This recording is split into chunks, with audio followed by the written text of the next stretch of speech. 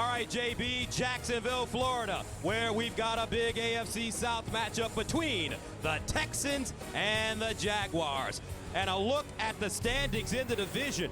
Houston and Jacksonville with identical records. Both teams only one game behind both Tennessee and Indy.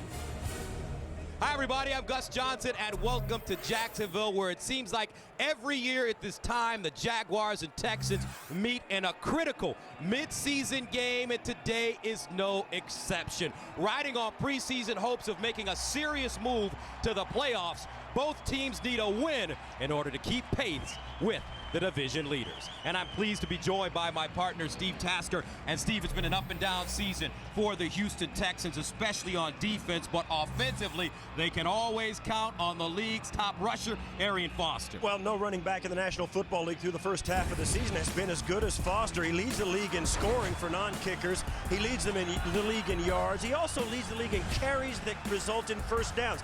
I mean, his consistency and his versatility has allowed the Texans to become an elite offense, and also, Gus, to make bigger plays even in the passing game. All right, the ground game is one thing for Houston. However, when they get hot, Steve, they can strike big. Yeah, they really can. It starts with Andre Johnson. His ability to get deep has always never been questioned, and he's also been nagged by a high ankle sprain. It's been reported here in Jacksonville he had to take an injection to play today, so he's a little bit hampered, but he's going to get some help from his two other wide receiver mates, Jacoby Jones and Kevin Walter. And it's going to be big for these two to step up, because not only does Andre Johnson have an ankle problem, Owen Daniels, their great tight end, is out with a hamstring injury as well. So these two guys are going to be a bigger factor than normal. All right, the Jacksonville Jaguars have had a similar roller coaster season, and they took a major hit on Thursday when Aaron Campman, possibly their best defender, especially on the D-line, went out for the rest of the season with a knee injury. Yeah, and there are two ways to look at this loss for the Jaguars. One is obvious, the production they lose, the 4 sacks, the years of experience, but I think the other way is the leadership. When that word came out that Aaron Campman was no longer going to be able to play this season, the locker room was quiet and very somber. He taught some of the young players how to put on their pads. He taught them how to be a professional. His emotional absence, I think, is going to be the biggest loss for the Jaguars. And that brings us to today's Home Depot Tools to Victory. Well, for the Jacksonville Jaguars, they go as their quarterback goes. If Garrard goes, both offensively and defensively, the Jaguars are a better football team. So, for the Houston Texans, Mario Williams and the defensive front have got to make sure David Garrard does not get on track. For both these teams, for the Tools to Victory, play like it's now or never. They're 4-4, both tied for last place in the division. Loser may go home, and for the Jacksonville Jaguars, ditto. These two teams don't want to be at the bottom of the division. The loser could possibly be tied for the division lead. The winner could be tied for the division lead. The loser's in last place no matter what. For more Home Depot player stats, log on to CBSSports.com. So coming up from Jacksonville, two division rivals square up as Matt Schaub and Arian Foster try to take it to David Garrard and Maurice Jones-Drew.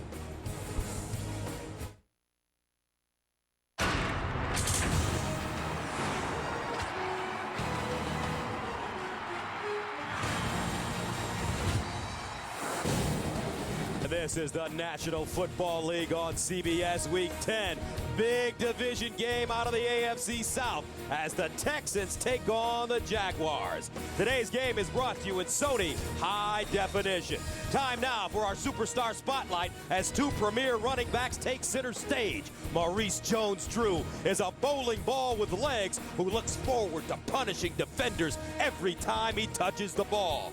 But the Texans have the league's top rusher, undrafted out of college, second-year man Arian Foster is putting up MVP numbers. Ground and pound today in Jayville. Texans, Jags, next on CBS.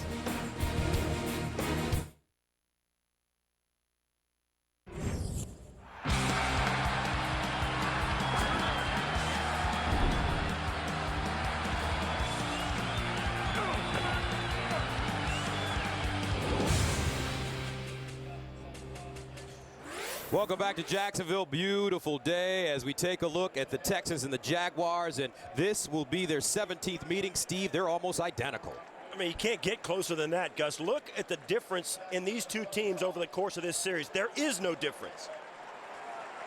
So for Gary Kubiak and his Texans, they're coming off a 29-23 home loss to San Diego. Kubiak in his 5th year. Meanwhile, on the other sideline, Jack Del Rio's Jaguars are coming off the bye week. Prior to that, a 35-17 win at Dallas. Big game for David Garrard.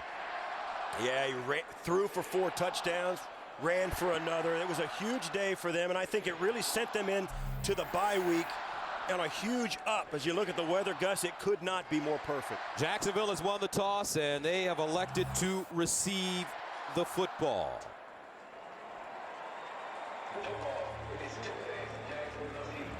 Yes, both these, as we said in the open, Gus, both these clubs, 4-4. Both of them really feel this is an important game. Yeah, it's not do or die, really, because there's so much that can happen in the second half of the season, just as we've seen in the first half of the season all over the league. But these two teams are in the division. They're 1 game behind, and it does not look like the wild card is going to come out of the AFC South. So if you want to go to the playoffs from the South, you're going to have to win this division. So Neil Rackers, in his 11th season out of Illinois, will kick it away, and back deep, Deji Kareem, the dangerous rookie out of Southern Illinois. And he can really get it going. Shifty runner who comes in as well for Maurice Jones-Drew. There is not a breath of wind in this stadium today. 17th meeting between the Texans and the Jaguars. Very important game if they want to keep pace with Tennessee and Indy. And we're underway. Kareem from the 2. Gets outside. Crosses the 25-yard line, a 26-yard return. Sherrick McManus with the tackle on special teams for Houston. So that brings out David Garrard. 2 weeks ago in Dallas, had one of his best games, threw 4 touchdowns, no interceptions for a quarterback rating of 157.8. Steve, he started off the year slowly, but he's really been picking it up. Yeah, and he's been more consistent. And it's like you said, Gus, he's really started to step it up, and you can see it not only on offense for the Jaguars, but also their defense plays better. First down and 10 to the 28-yard line. Garrard throwing on first down, pulls it down, now wants to run. Garrard to the 35, and he's pushed out of bounds by Brian Cushing at the 36. That's a 9-yard gain. So offensively for this Jacksonville team, flag on the play. Yeah, that looked like it was a bad play for the Jaguars. Actually, it was very good. Great coverage by Houston, but Jacksonville with David Garrard makes a great play out of it. Gain of 9 yards on first down. Gene Steratore is your referee today.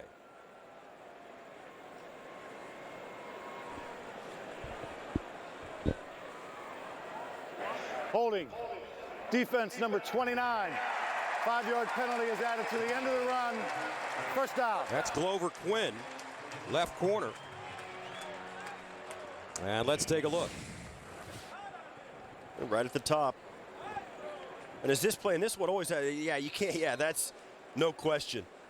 Quinn did, that was a desperation move. He didn't want to give up the touchdown, just knew that if he let the receiver go by, it was going to be a touchdown. Jacksonville running the football. Maurice Jones-Drew tried to break it back. Gain of 3. Bernard Pollard with the tackle. Offensively, Jacksonville ranked 23rd in the NFL overall, 28th in passing, 8th in rushing. Yeah, and up front, Uche Nwaneri played against the guy he's facing right across. 2 very good friends in Amobi Okoye share Nigerian heritage. They're very close friends, but they're going to go face-to-face today. And for the backs and receivers, Mercedes Lewis, the great tight end. He came into this year with 7 career touchdowns. He's got 7 touchdowns in the first half of this year alone. Second down and 7 at the 45. Garrard out of the shotgun, throws far side. Mike Thomas with the reception. And Thomas picks up 10 yards on the play. Zach Dials with the tackle defensively for Houston, ranked last in total defense, last against the pass, 11th against the run. Yeah, and it starts with Mario Williams up front. He's got 45.5 career sacks, and it's up to him in this defensive front. As we said in the open, they've got to keep David Garrard in check. Brian Cushing in the linebacking core moves back to the outside. He took over for D'Amico Ryans, who was lost to injury. Didn't work out. He's back outside to his natural position. And Kareem Jackson, the rookie who's been picked on all year, it may continue today. Play action, Garrard with time. Garrard fires and incomplete. Closest man to the football, Maurice Jones-Drew, and Quinn covering defensively. Mario Williams giving chase. When you talk about this game, Gus, and you start preparing and learning about these teams and what they've done in the first half, the thing that jumps out at you is Houston has really struggled in pass defense. David Garrard coming off the great game in Dallas, it looked like the Jacksonville Jaguars would score a lot of points. And of course, Houston can really light it up with their offense. You were thinking this game's going to be 55-54 at the end of it all. Second down and 10 at the 45. Garrard remains in the gun. Here's Garrard underneath, and it's caught. Mike Sims Walker found a crease. Eugene Wilson stops him, but he gains 12 yards on the play. And this is a quick slant watch, and you'll see the matchup. That's Bryce McCain, who's in the game. And we spoke to Gary Kubiak yesterday, and he said they're going to rotate their defensive backs around. Kareem Jackson's good. They're going to give him some rest occasionally to make sure he stays fresh. He's been picked on, and of course on that, McCain is in there for him. 13th catch of the year make that 30th catch of the year for Mike Sims Walker, and they run it. Maurice Jones-Drew, second man through, and Mojo gets to the 26, and that's a 7-yard gain. Earl Mitchell with the tackle. So David Garrard has rebounded from a slow start this year. Garrard threw 5 interceptions in his first 3 games. But in his last 4 games, 9 touchdowns and just 2 interceptions. Garrard set a career high 2 weeks ago with 4 touchdown passes in the Jaguars' Week 8 win at Dallas.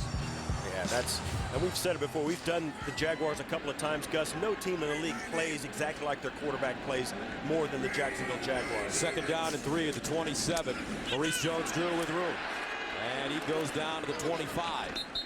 That's a 2-yard pickup. Zach Dials, Kevin Bentley combining on the tackle.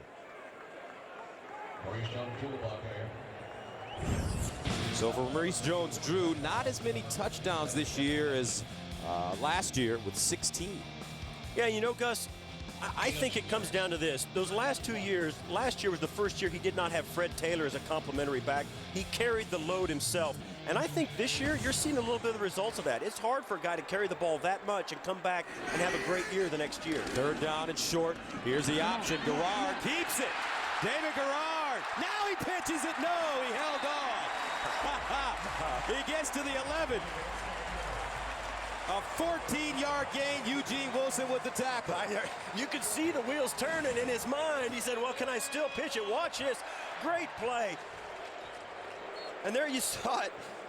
That was Glover Quinn who had the decision to make. Do I take the quarterback? No, I take the back.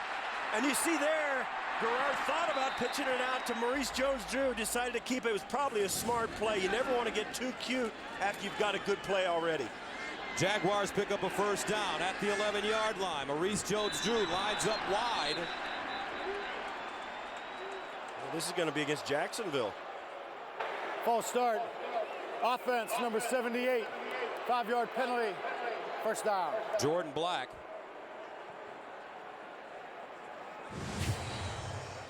Let's take a look at the red zone story. Both these teams really have trouble defending when their opponents get inside the red zone. Yeah, it's a chronic problem. You don't get to this point of the season and not just have some real problems down there when teams get close. 9th play of the drive that started at the Jacksonville 28, 1st and 15. Garrard drops back with time, fires sideline, and he has Greg Jones. And Greg Jones wrapped up, slung down by Glover Quinn, but he picked up 6. Yeah, here in the early going, the Texans are dropping off into coverage. They're making sure they've got the deep ball covered. Watch, it's a 4-man rush, and the linebackers drop out in coverage, and Mario Williams, through effort, just keeps after Garrard. Garrard, with so many defenders, 7 guys in the defensive backfield, has trouble finding somebody to throw to and takes the dump off for no gain. 13 touchdowns, 4 field goals. Ranking 8th in the NFL in the red zone. 2nd and 9 at the 10. Garrard again in the end zone. Knocked down. Beautifully done. Pollard Bernard Pollard coming over the strong safety and knocking that one out. And there's an injured player, looks like Osgood. Yeah, that pass was intended for Osgood. He went out the back of the end zone. And that's always a concern. When you go up to try and catch a high ball, it's not going up that hurts you, it's coming down. Watch, Pollard goes up, and Pollard should have had an interception, and you see there Bentley. It's hard to see what Osgood did. Really nothing there, no real huge contact there, but Osgood really had trouble getting up, and he's still down in the back of the end zone. So Kasim Osgood, 8-year veteran, trying to collect himself. No score. Jacksonville driving.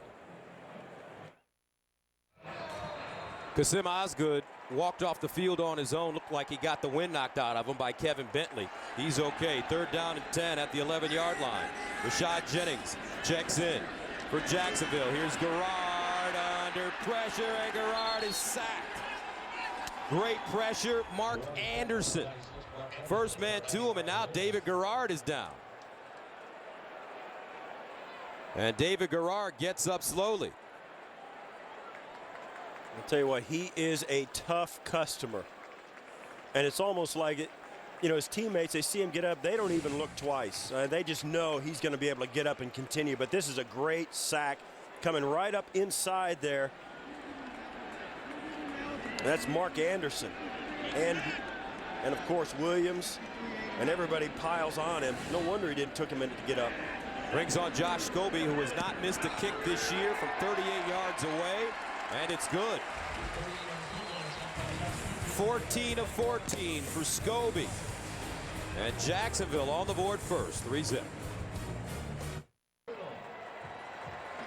Welcome back to the River City, where the Jaguars have taken a 3-0 lead over the Texans. As you take a look at the scoring drive, 38-yard field goal for Scobie, who remains perfect on the season, 14 of 14. And he will send it away back deep, the very dangerous Jacoby Jones. And Jones lets it take a bounce. Got caught in the sun. Jones gets up to the 25. Jacoby Jones stopped by Sean Considine on special teams, a 22-yard return. And here comes the league's top rusher, Arian Foster. And tomorrow on CBS, don't miss a new episode of TV's #1 news show, Hawaii Five-0, tomorrow only CBS. Gus Johnson, Steve Tasker with you from Jacksonville, Florida. Now we get an opportunity to see the Houston Texans offense for the first time, because Jacksonville ate up 6 minutes on their opening drive. Matt Schaub, the leader last year, it was already his team, but when he came back in this game, in this stadium, with a dislocated shoulder to still play, it really became his team. Kevin Walter with the reception at the 41. Rasheed Mathis with the tackle. That's a 16-yard gain. So Matt Schaub last week, 21 of 32, 266, no touchdowns and a pick. He was sacked twice, quarterback rating 78.4, and the Texans did not score on their final 4 drives of the game at home. First down at the 41. Arian Foster in the backfield with Schaub. Play fake. They fire. Andre Johnson, quick screen. And Andre Johnson gets to the 45, maybe the 46-yard line. William Middleton with the tackle, a 5-yard gain. Texans offensively ranked 6th overall in the NFL, 12th in passing, 6th in rushing. Yeah, and you look at their right tackle, Eric Winston. This offensive line has been shuffled around with injuries in past years. He makes his 63rd consecutive start. And the backs and receivers, it starts with Andre Johnson. 43 receptions, 635 yards, and we told you he's got a bad ankle. Arian Foster running around the right side, gets outside. Nice little stutter step.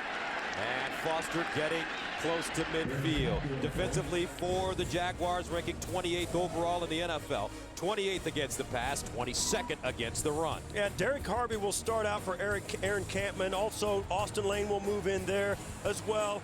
as C.J. Mosley, but they're going to have to rotate to fill that void. Kirk Morris in the middle linebacker. He is a solid veteran, a true leader on this club, a quality individual as well. Rasheem Mathis.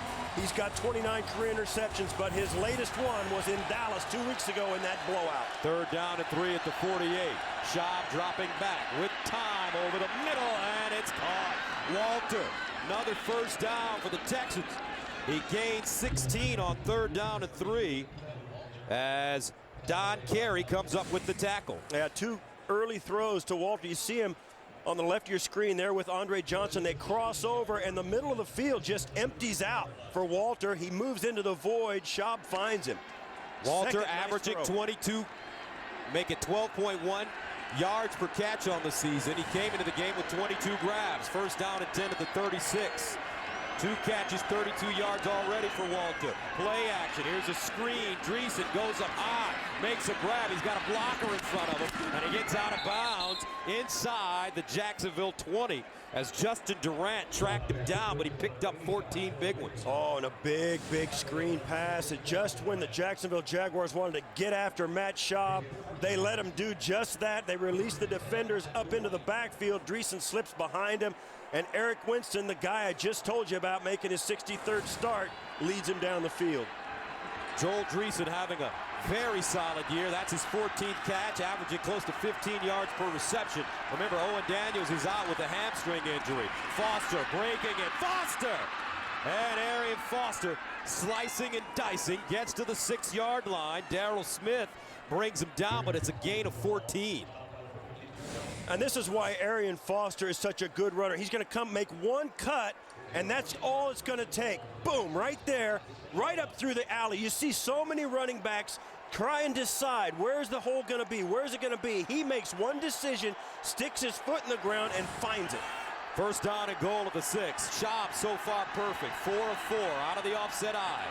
Leach and Foster in the backfield. Here's Arian Foster.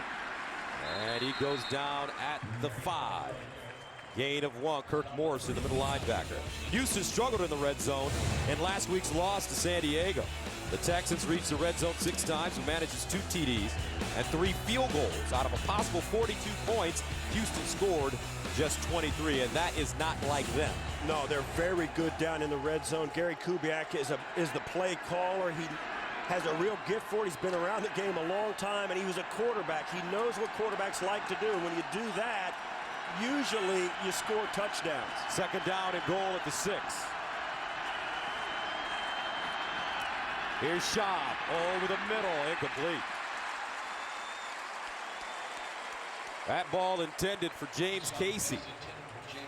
Casey, a 2nd-year tight end out of Rice, went right through his hands. Courtney Green covering. Yeah, and that's a play that you'd like to see your tight end pull down. Watch as Schaub throws this right in the teeth of a 7-man blitz, and that goes right through his fingertips. Yeah, it was contact, and it was a tough catch, but that's a catch you've got to make down close. 3rd down goal at the 6. Trips to the top of your screen. Wide, Arian Foster in motion. Empty backfield for Schaub. Schaub looking. Bounces out of the pocket, throws. Incomplete. No, you're right, Gus. I thought it got picked off by one of the defenders pursuing out. You see there, that's pot roast. Yeah, pot roast. Terrence Knighton coming out. What hustle by the defensive line. You'll see this ball get tipped right there by Cox, and there's pot roast trying to grab it. He doesn't quite get there. We asked him, you think that's kind of a derogatory term? We asked him if it's all right if we call him. He says, yeah, I kind of like that nickname. Great hustle by the big guy. That's when you know your defense is playing hard, Gus. Neil Rackers comes in 13 of 15 on the season. This field goal attempt will be from 24 yards away. And it's good. 4:31 to play, 1st quarter, and we're tied at 3. Jacksonville, Houston.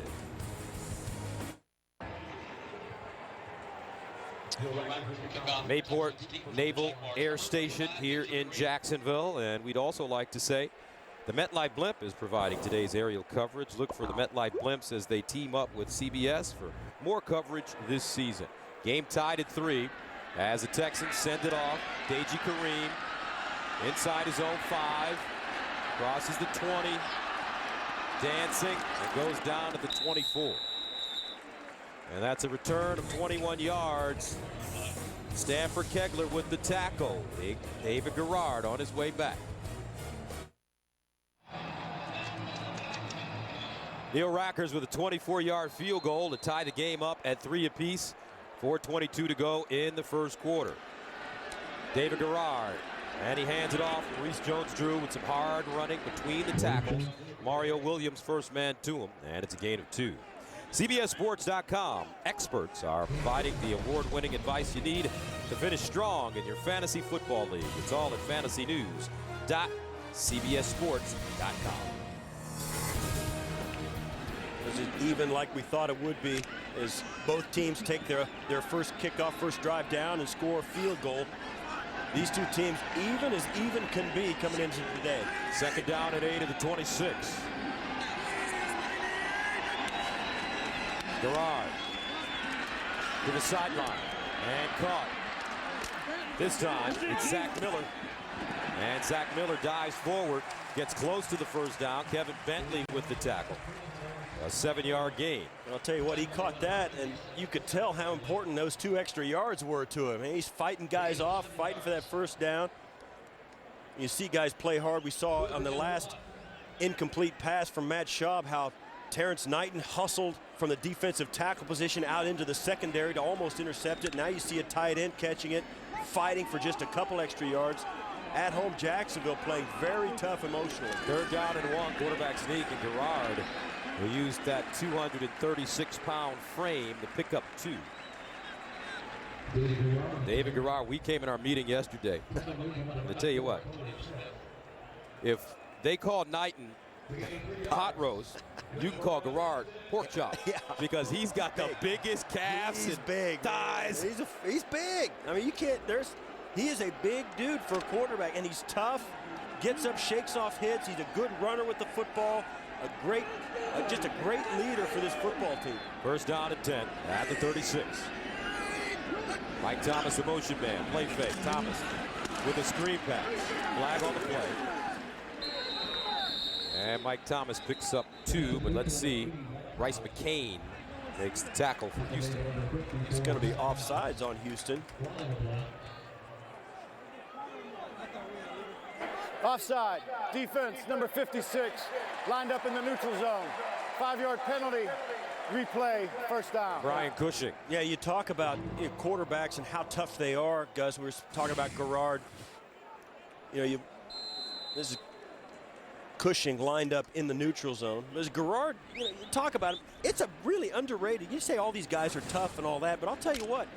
It says a lot about your team when your quarterback is going to be there through 16 games of the season. Your quarterback is the guy that you really need to be there, and a tough quarterback makes a difference for a football team. First down and 5. Flag. And a false start coming up. Offense, number 75. 5-yard penalty. First down. Okay, so we said they were even. They don't have to prove it. They don't have to get an offsides penalty on defense and then give it back with an illegal procedure on offense. They're trading everything. They're trading field goals. They're trading kickoffs. They're trading penalties. That's the second false start penalty called against the Jaguars to start this game. So first down and 10 again at the 36.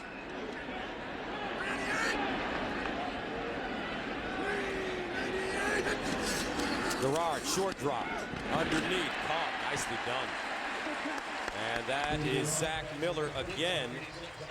Quinn with the tackle, a 10-yard gain. Tennessee taking on Miami today. Let's go to James Brown in New York. Gus and Steve, Avonte Davis pass interference call against Randy Moss, a 33-yarder, sets up this Chris Johnson 17-yard sprint to pay dirt.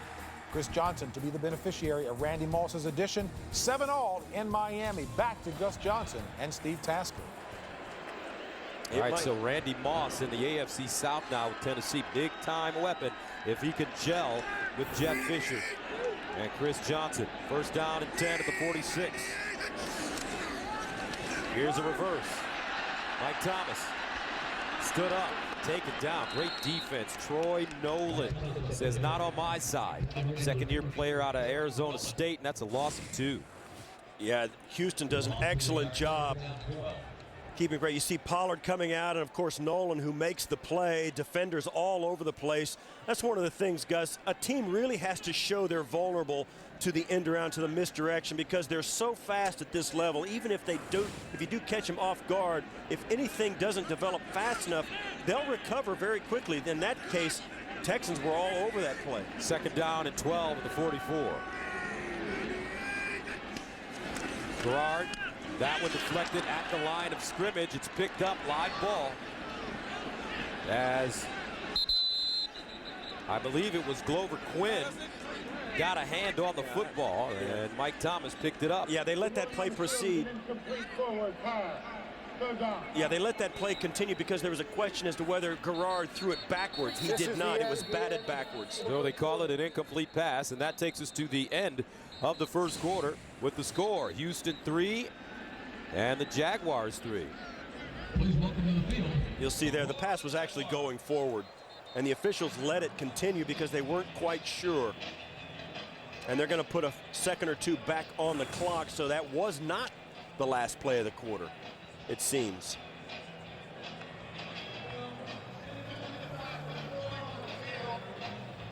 Due to the fact that the ruling on the field was an incomplete forward pass, the game clock will be reset to 7 seconds. We have 7 seconds remaining in the first quarter. It'll be third down, Jacksonville.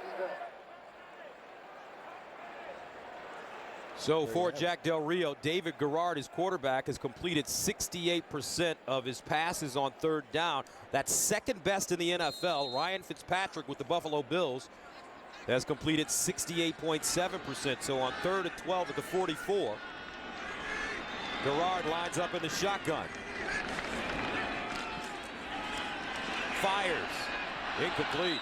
Garrard under pressure. Mario Williams rushing the passer. And that will force this Jaguars team to punt it away with 3 seconds remaining in the quarter. And Gerard dropping back. You see Mario Williams going to come right in from the right side of your screen and gets his hand right on Gerard. And that's why the incompletion, but Mario Williams working against Jordan Black, right tackle. Adam Podlish will punt it away from the 31, and back deep Jacoby Jones having some problems with the sun. Podlish angling it toward the near side, and Jones with the fair catch at the 10, a 46-yard punt.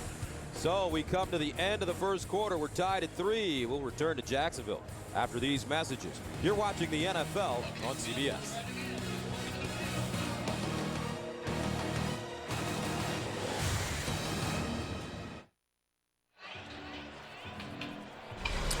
The new NFL.com mobile apps are here. No matter where you are, you could stay in the game all season long. Go to NFL.com/mobile to learn more. So Matt Schaub and the Texans take over at the 11-yard line. Vontae Leach, Arian Foster in the backfield. Play fake. And this one thrown to Andre Johnson, who lost it. And the ball picked up, but an incomplete pass is the ruling on the field. And I think Andre Johnson threw that ball on the ground. I don't think he wanted to catch it. He realized he was going to get tackled immediately. It was going to be a 5-yard loss, and he dropped that ball purposely to keep from making that play. Watch as he'll have this. Schaub sees it. This is well defended by Cox. And he sees got it. He just lets it go. Great play by Andre Johnson for the incomplete pass. Second down and 10 at the 11. Foster. And Foster lowering his shoulder as he gets to maybe the 12 or 13-yard line, 2-yard gain. You know, it's rare you got a player that has his lights on like Andre Johnson did on that last play. He knew he was going to get tackled behind the line of scrimmage. He dropped it, and they ended up 2nd and 10 instead of 2nd and 15. And they had the opportunity to hand it off to Foster.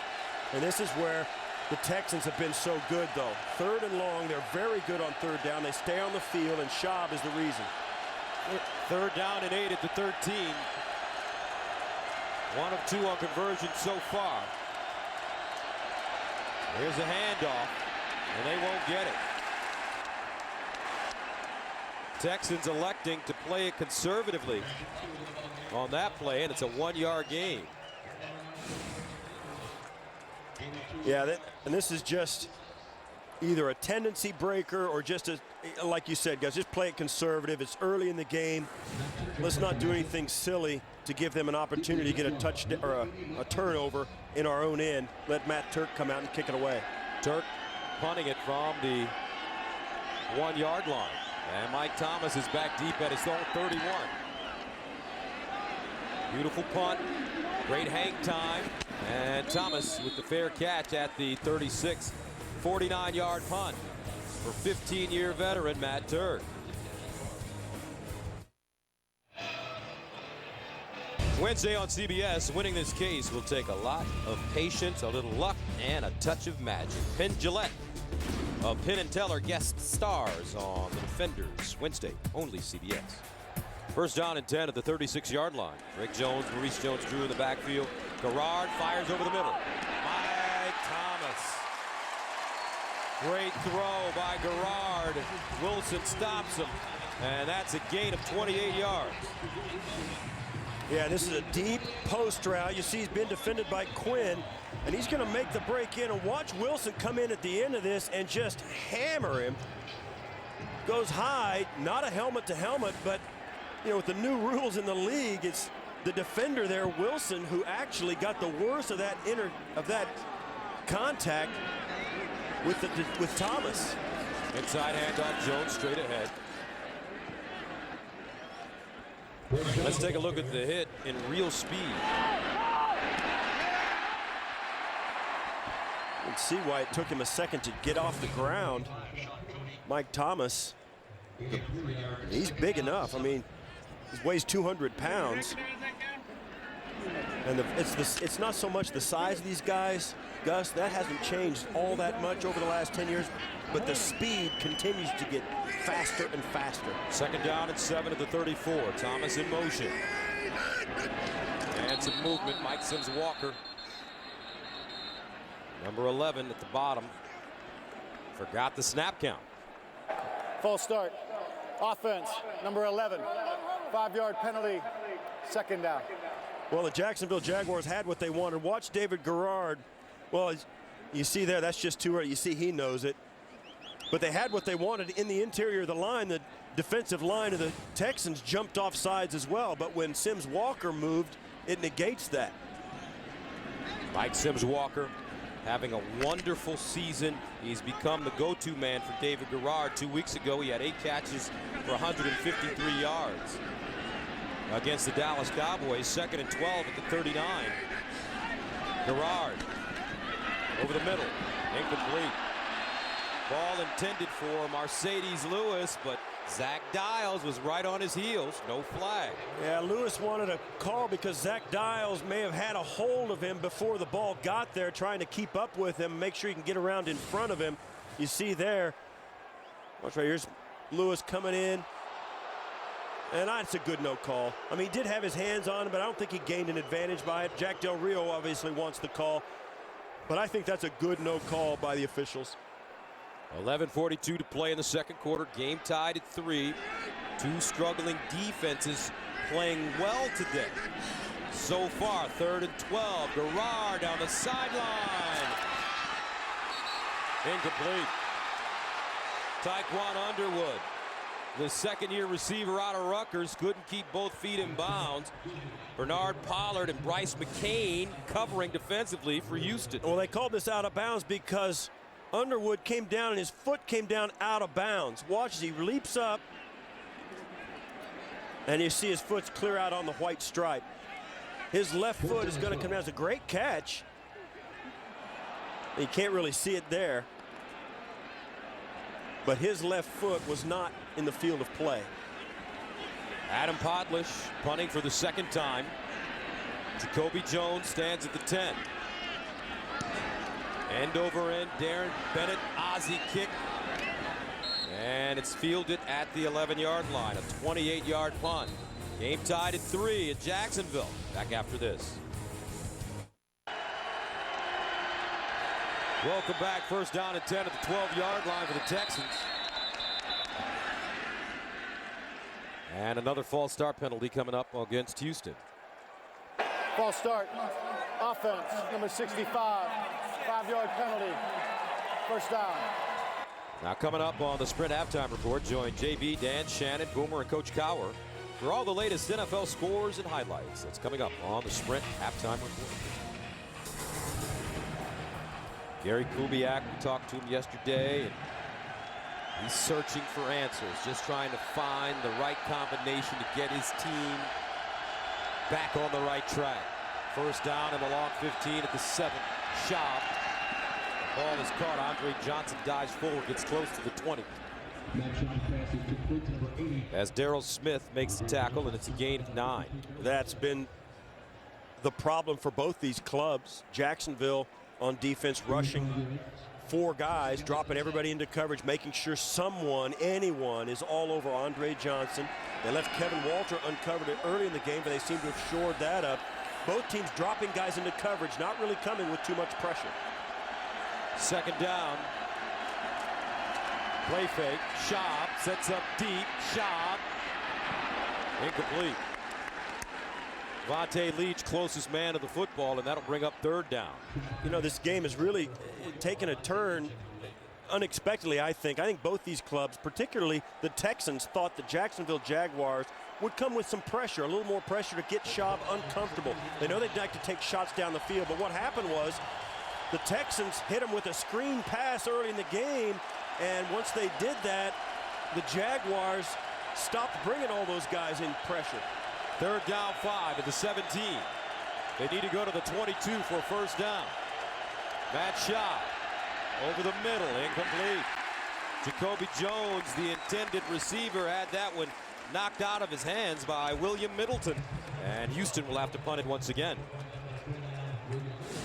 Great defensive stand. You'll see here they rush 4 guys. Everybody's manned up with 2 safeties over the top.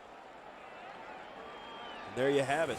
Great coverage by Middleton.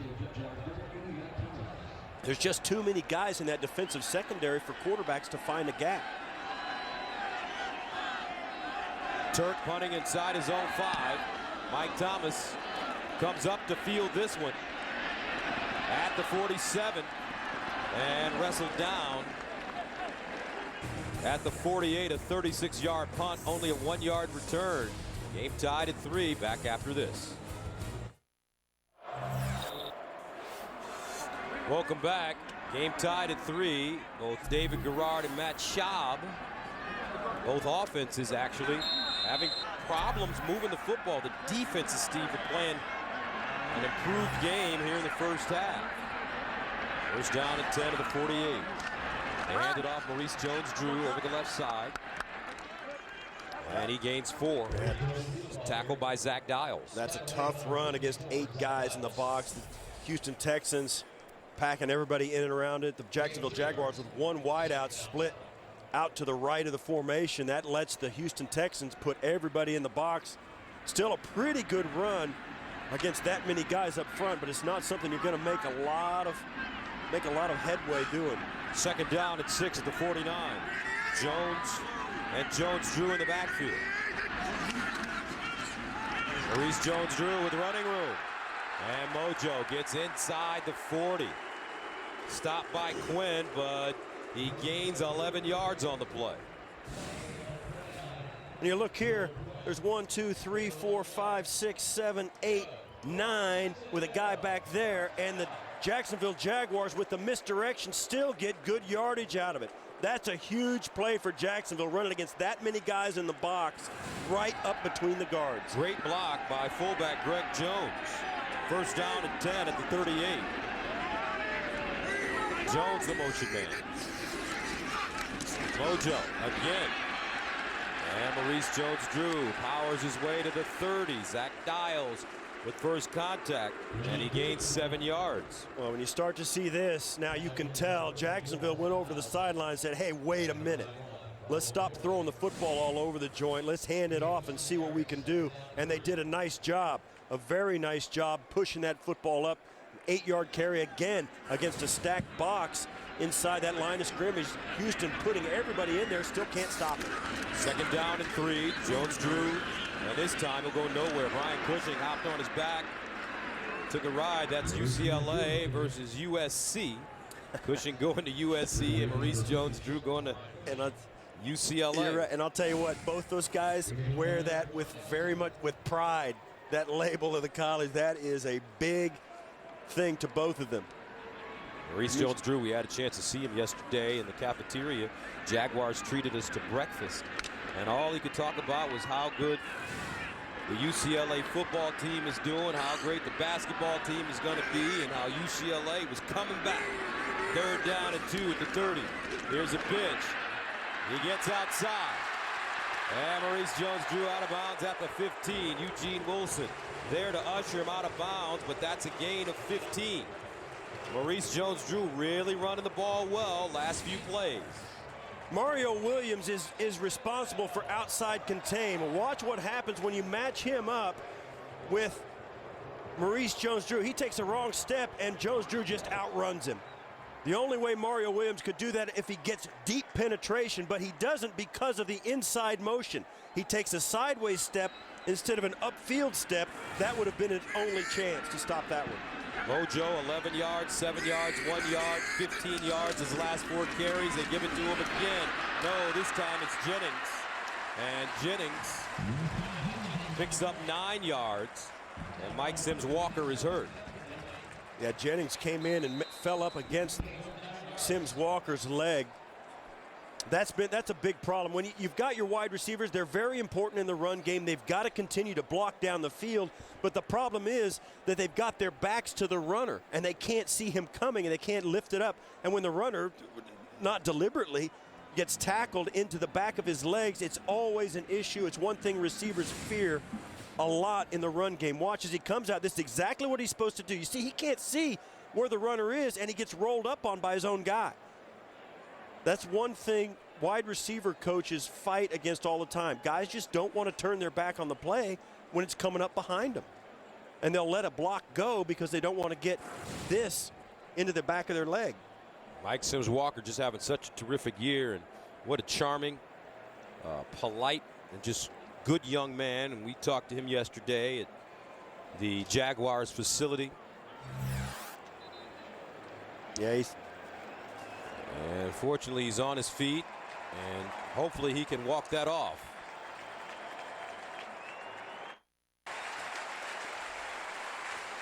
Welcome back. Mike Sims-Walker jogged off the field. He did have a slight limp. He's trying to walk it off on the sideline. We'll report to you on his condition as soon as we know something. 2nd down and 2 at the 7-yard line. Jones and Maurice Jones-Drew in the backfield. I formation. The pitch, Mojo. And he goes down at the 4. As Brian Cushing comes over to make the tackle, 2-yard gain. Looks like they're going to give him the 1st down inside the 5-yard line, and neither team has had much success in the red zone at this early juncture of the game, but it looks bad for Houston right here because the reason this looks like a more promising attempt inside the red zone is the way that Jacksonville's been running the football. I mean, they have just been pounding it on this drive. Jacksonville with 89 rushing yards so far, 150 total yards. 1st down and goal at the 4. Maurice Jones-Drew. And he tries to lean forward. Cushing on top of him. As Quinn actually came up with the tackle, grabbed his ankle. And really no reason to change anything. It's a nice drive. 7 rushes for 42 yards on this drive alone for Maurice Jones-Drew, and they're down inside the 5. You know they're going to give it to him at least once more. 2 weeks ago at Dallas, 27 carries, 135 yards. So far, 7 carries, 40 yards. 2nd and goal. They pitch it. Maurice Jones-Drew looking. Touchdown.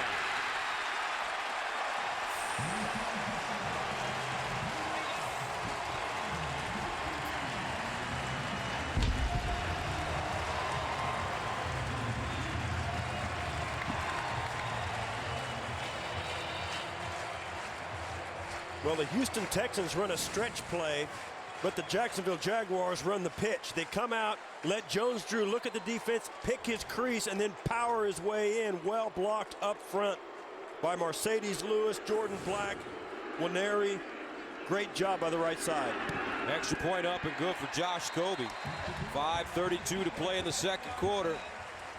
8 career touchdowns against the Texans, and the Jags take a 10-3 lead at home.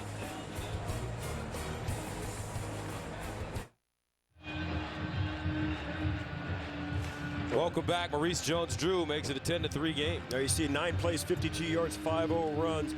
9 plays, every single one of them was a run. And I'll tell you, that fact is not lost on the Houston sideline. Second rushing touchdown of the season for Maurice Jones-Drew. He ran the ball 8 of those 9 plays for 43 yards. That is a statement drive. Very disciplined drive by Jacksonville as Josh Scobie prepares to send this one right into your living room.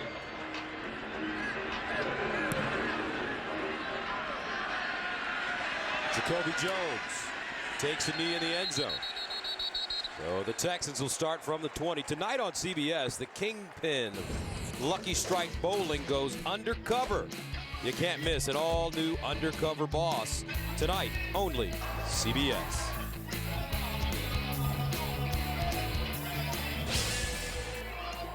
Jack Del Rio, former USC great as well, has his team at 4-4. Gave them some days off after the bye week to get their minds and bodies together. And he told us they really came back refreshed. Arian Foster, no room straight up the middle, maybe a yard. You can and how important is that, Steve, for your coach to, give you a couple extra days during the bye week to collect yourself, especially when they understood that they had to come back ready? Well, no question, and they earned it. They beat Dallas. That was the thing. That was the carrot that Del Rio held out in front of them. And I'll tell you what, too, their bye came right at the right time, right halfway during the season. Gave them a chance to recharge, a couple extra days off. I think this Jacksonville team really came back refreshed. Second down and 9 to the 21, and some movement on the offensive line. False start. Offense, number 65. 5-yard penalty. Second down. That's Brizell, Mike Brizell. Second time he's had a false start penalty in this game. But there's no question, I think Jacksonville really has to feel a lot fresher. There's no question, when you take a week off as a player during the season, if you're deactivated or for an injury, it's an eternity. It feels like forever since the last time you played. And when you get it off, when the whole team takes it off, you come back, everything is refreshed, and I think they came back very well for Jack Del Rio. Second down and 14 at the 16. Schaub, flag on the play. That Schaub dancing around, and he gets rid of it. Closest man to the football, Arian Foster, guarded by Darrell Smith. Yeah, this was a free play for the offense. Offside. Defense. Number 59 was in the neutral zone at the snap. 5-yard penalty. Replay, second down. They traded penalties again. That's Larry Hart, the rookie out of Central Arkansas. You can't miss it. I mean, he just gets into the neutral zone early. Then it gives a free play to the offense. Matt Schaub could have thrown that one right into the arms of Rasheem Mathis and let him run for a touchdown. It wouldn't have counted. Second down and 9 to the 21 out of the offset side. Leach and Foster. Schaub. Oh, beautiful catch. And that is Kevin Walter at the 30-yard line, a 9-yard gain in front of Rasheem Mathis. Now that was a great catch. Looking back into the sun, comes out, takes an outside release, and then has to jump outside to make the catch. The Houston Texans doing a nice job of putting guys in motion and using Walter and Andre Johnson together. They'll line up and then cross at the snap. They'll switch places at the snap, which is one more way to confuse the defensive secondary. 3 catches, 40 yards for Walter. 3rd and 1 at the 29. Foster leans forward. And the Texans feel that they have the first down. Jeremy Mincey defensively for Jacksonville. Just got the nose over the 30-yard line, which was the line to gain. You can see in this play, Houston using the motion of Walter to come in, try and cut the backside pursuit of Mincey. Make sure that nobody gets to Arian Foster before he can get over the line. Houston, a perfect 13 for 13 on 3rd and 1 situations this season. They pick up a fresh set of downs at the 30-yard line. Play fake. Schaub in trouble. And Schaub got rid of it at the very end, but Jeremy Mincy putting a lot of pressure on him and sends him to the ground. Yeah, and that's a great job by Schaub just getting rid of that football. Dreesen was in the area where he threw that. No question he was throwing this away, but because Dreesen was right here, Mincy does not get the sack because of Matt Schaub being a smart quarterback. Schaub has missed 6 of his last 7. 2nd down and 10 at the 30.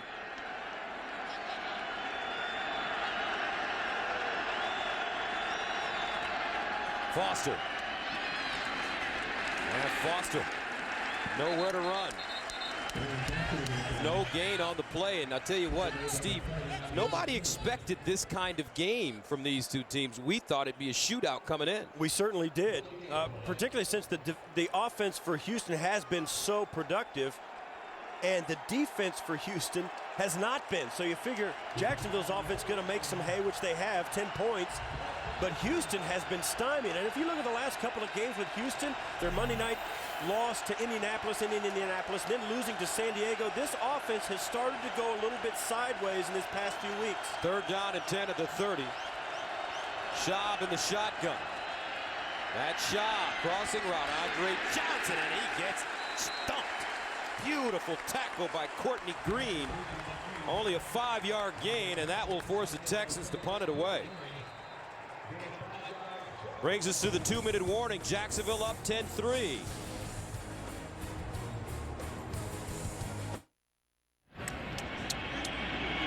Jacksonville defense ranked 28th overall in the NFL, doing a nice job so far, limiting this Houston Texans offense. Matt Turk comes in to punt it away, his 3rd straight punt. And Mike Thomas back deep. It's interesting, last time Matt Turk punted, he wasn't happy with the punt. He went down after the return, grabbed the ball, and took it out of play. He didn't like the ball at all. We'll see if this kicking ball is a little better than the last one he hit. From the 21, Turk.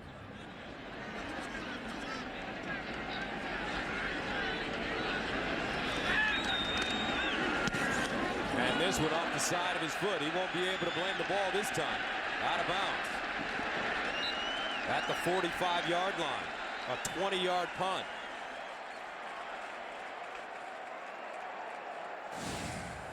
Let's see, watch. He's going to drop this.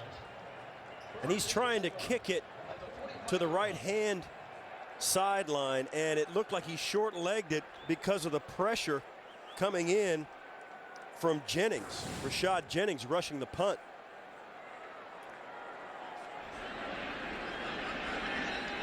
So that gives Jacksonville great field position at the 45. A minute 51 remaining, 3 timeouts left. Maurice Jones-Drew. And he'll get 8 yards on the play. Quinn with the tackle. And Mojo's really been playing well as you take a look. Maurice Jones-Drew. Yeah, as we spoke last time, 9 plays on this drive, 8 of them were this guy, Maurice Jones-Drew. He keeps running like this. He may weigh a $110 after this game. He's running so much. They're handing him the football all the time.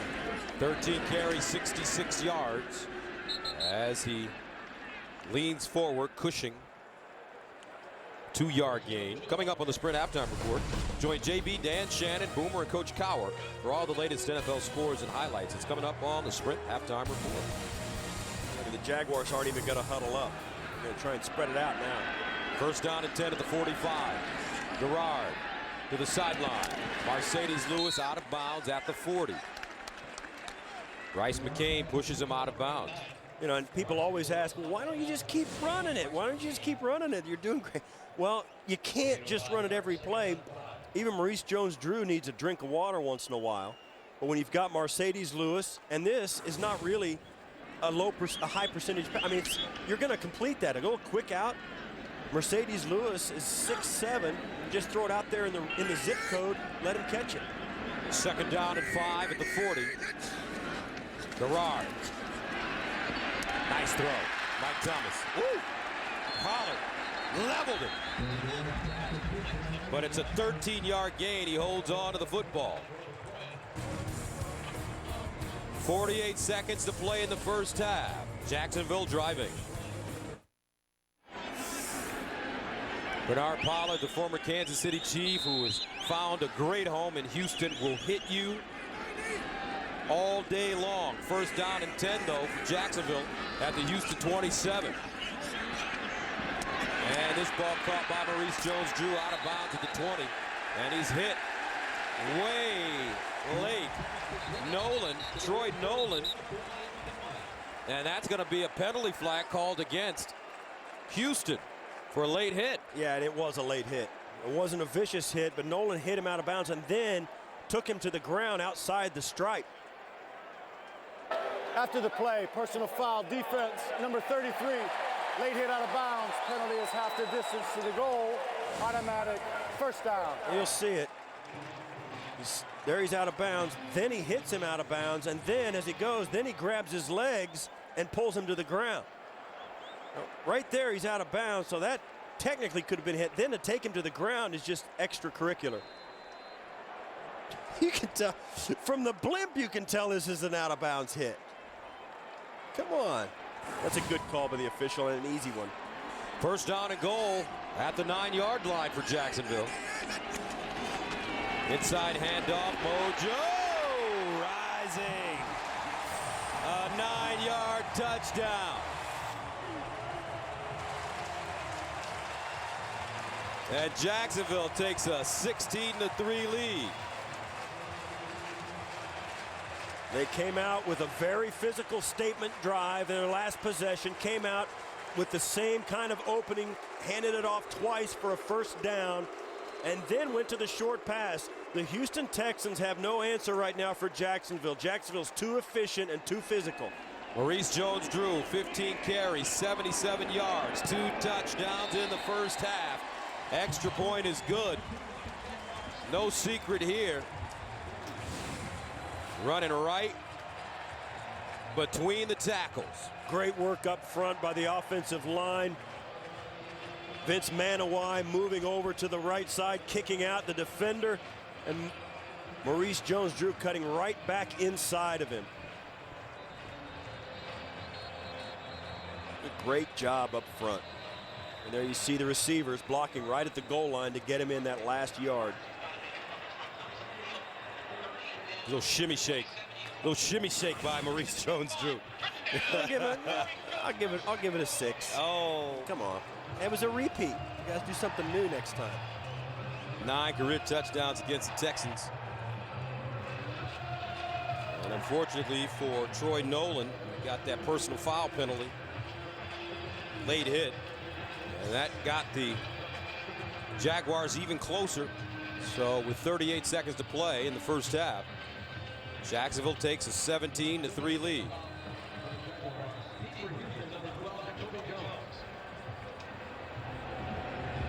Josh Kobe kicking off for Jacksonville. Jacoby Jones back deep.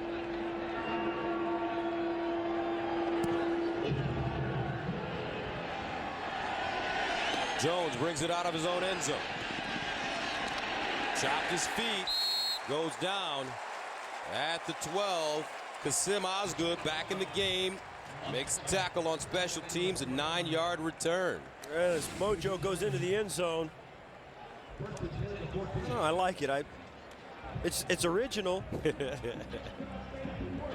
All right, I'll give it a 7.5. Okay, that's good. 7.5, up from the 6. I like the finish too. He stuck the landing. As you take a look at the scoring summary, good job, Steve. 6 plays, 55 yards. Maurice Jones-Drew with the second touchdown of the day. First down and 10 at the 14 for the Texans. Andre Johnson crunched. This Jacksonville team, Sean Considine with the tackle, really hitting hard. They do look fresh, Steve. Yeah, and the Houston Texans look a little bit disconcerted right now. They're in their 2-minute, 5-wide offense. We'll see if they can have some production. Chop. Matt Schaub to Jacoby Jones. 9 seconds to go. 5-yard gain. Houston with 3 timeouts left, and they do not want to use any of them, and that'll take us to the end of the half. Now somebody, you got to question that. Why would you come out in a hurry-up offense with 3 timeouts and not use them if you really wanted to make something happen? 17-3 the score at halftime. Jacksonville will be back with the Sprint halftime report after this message and a word from your local station. You're watching the NFL.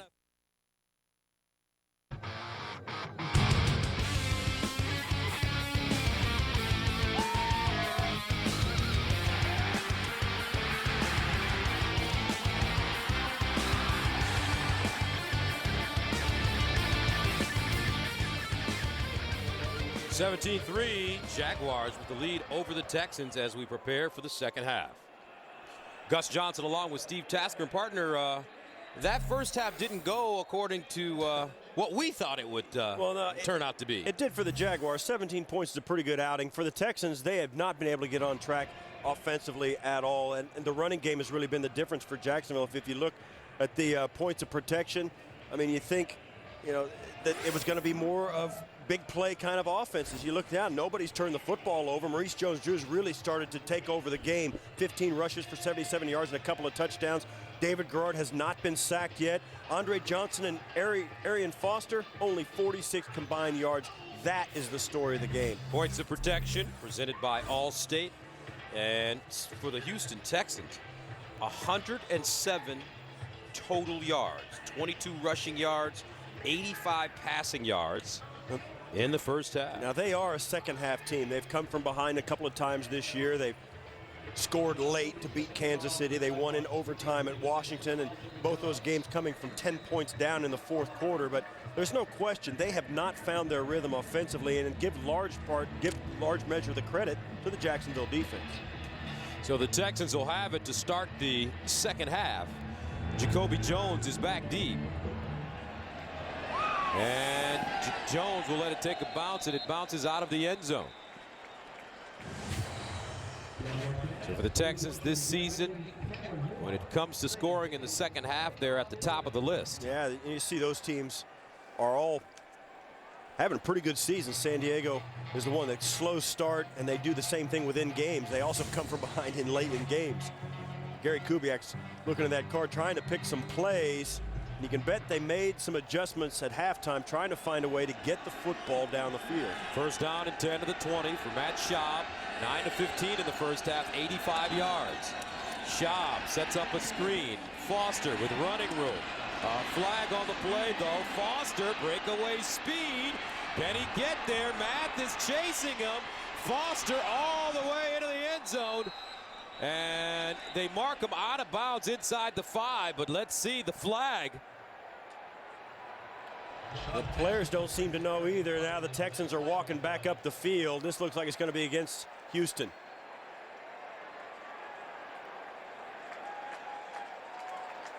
Pass interference, offense, number 80, 10-yard penalty, replay, first down. That's Andre Johnson, negates a 76-yard run. Well, he's throwing a block before the ball was in the air. And that is the reason for the penalty. So offensive pass interference. And that really, what a great way to start the second half for the Houston Texans, and then to have it come all the way back. That gets you right back in the football game. And yet, now they're backed up inside their 10-yard line. First down and 20. Derek Ward comes in to spell Foster. Schaub, and this time he finds Johnson on a crossing route, and Johnson out of bounds at the 30-yard line. Courtney Green with the tackle. And it's a gain of 20. Here's the play. Johnson right here. Watch as he comes off the ball. He picks off the linebacker, and that, of course, that's Smith. And he blocked Smith and wouldn't let him get out to Arian Foster, which, of course, sprang Foster for the long run. That's a good call by the official. First down and 10, the toss. Ward. And Ward dives forward, gets to the 34. Pot roast. Terrence Knighton with the tackle, a 3-yard gain. Boy, was he nice to talk to yesterday. Just a young man from the Connecticut area who went to Temple.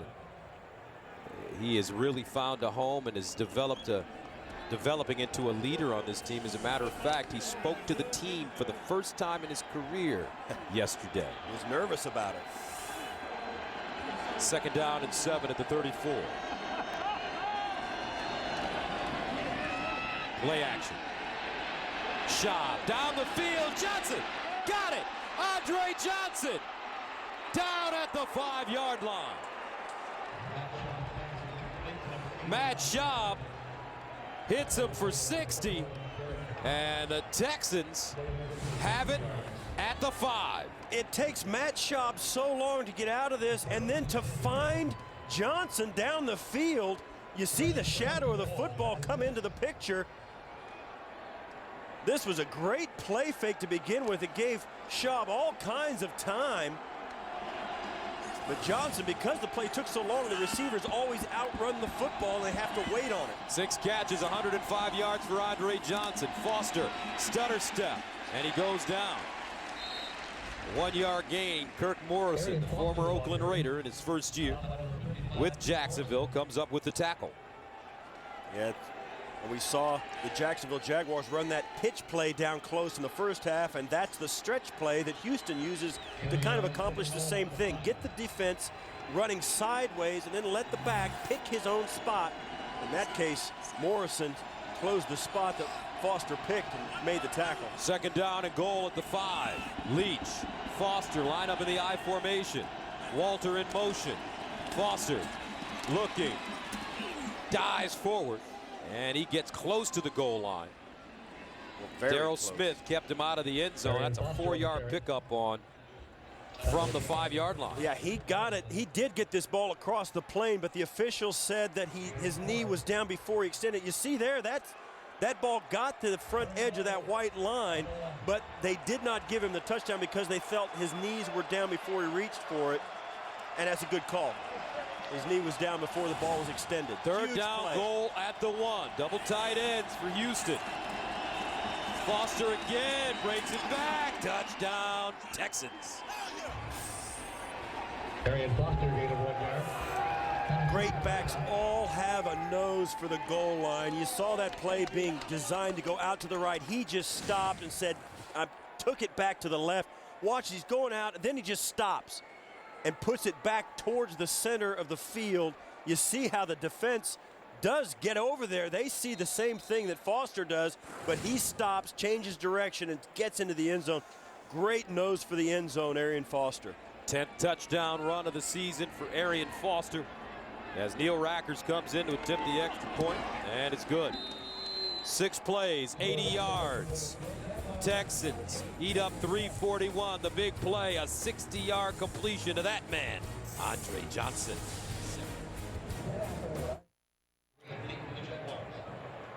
Houston comes back, makes it a 7-point game here in the 3rd quarter. Neil Racker sending it away to Deji Kareem. Brings it out of the end zone. He crosses the 25 and gets to the 27. Daryl Sharpton with the tackle, a 28-yard return. Steve, they tell me you have double vision. Here it is, right here. You can enjoy it as well. Here's Andre Johnson at the top, Matt Schaub at the bottom. You see how far Matt Schaub has to go after the play fake. That's all the time it takes for Andre Johnson to outrun his arm. I mean, these guys, the receivers, can run so far. If Schaub could have gotten out there a little quicker and thrown a little sooner, that might have gone for a touchdown.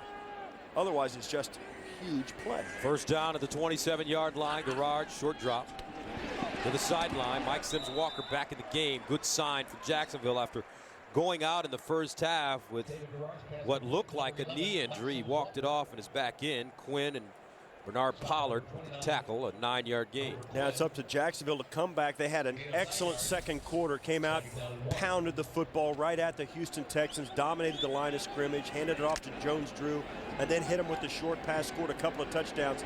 Now, after adjustments at halftime, we'll see if they can continue it. Jones-Drew, 15 carries, 77 yards in the first half. They give it to him straight ahead, and he spins down.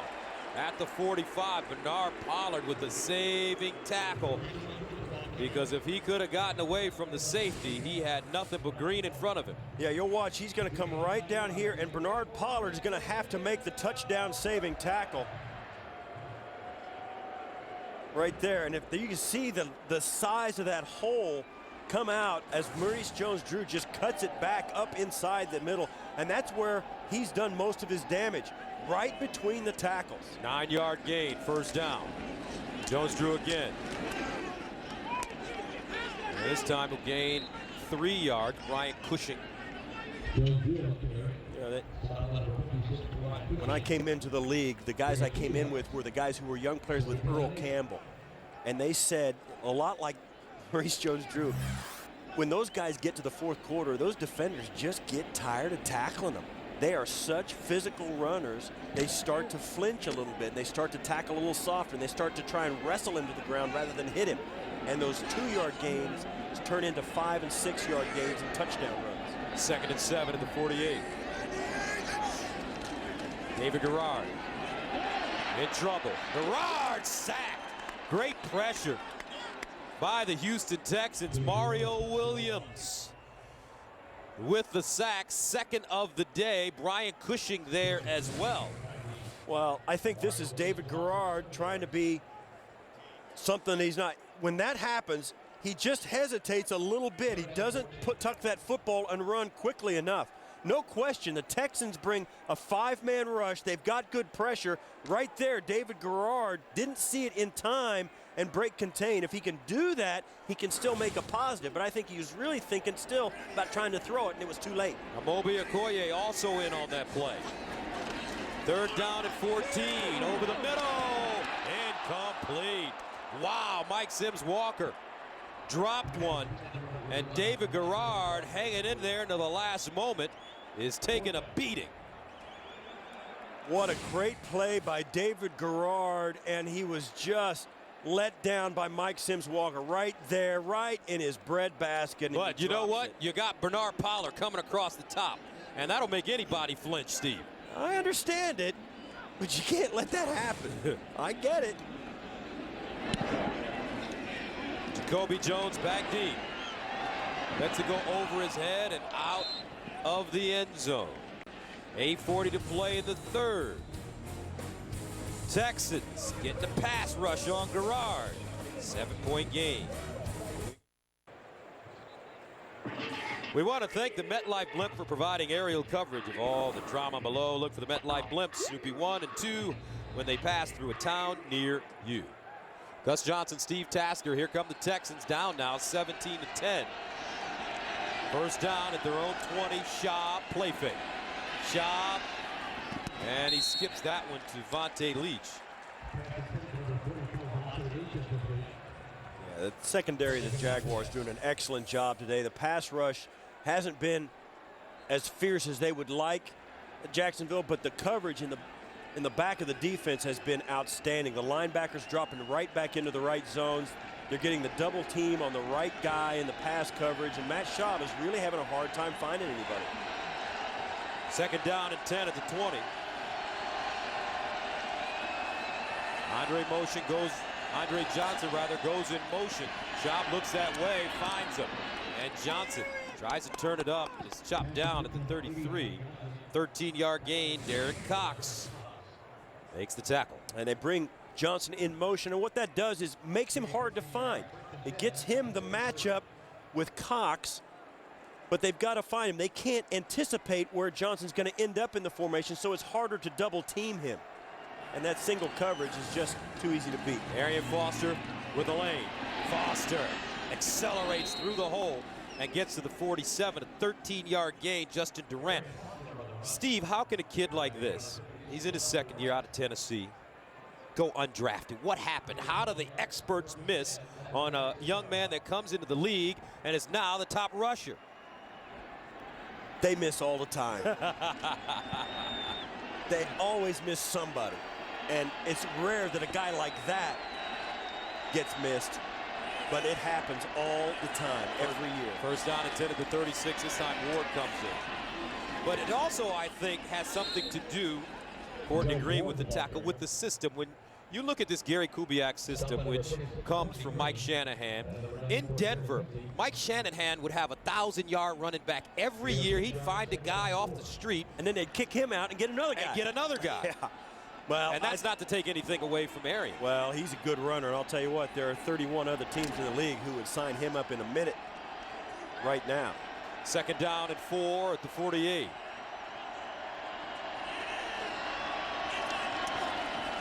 Ward. And Ward leans forward. Picks up 2 yards on the play. Going toward the ball carrier. Bot Rose, Terrence Knight with the tackle. You brought up a good point.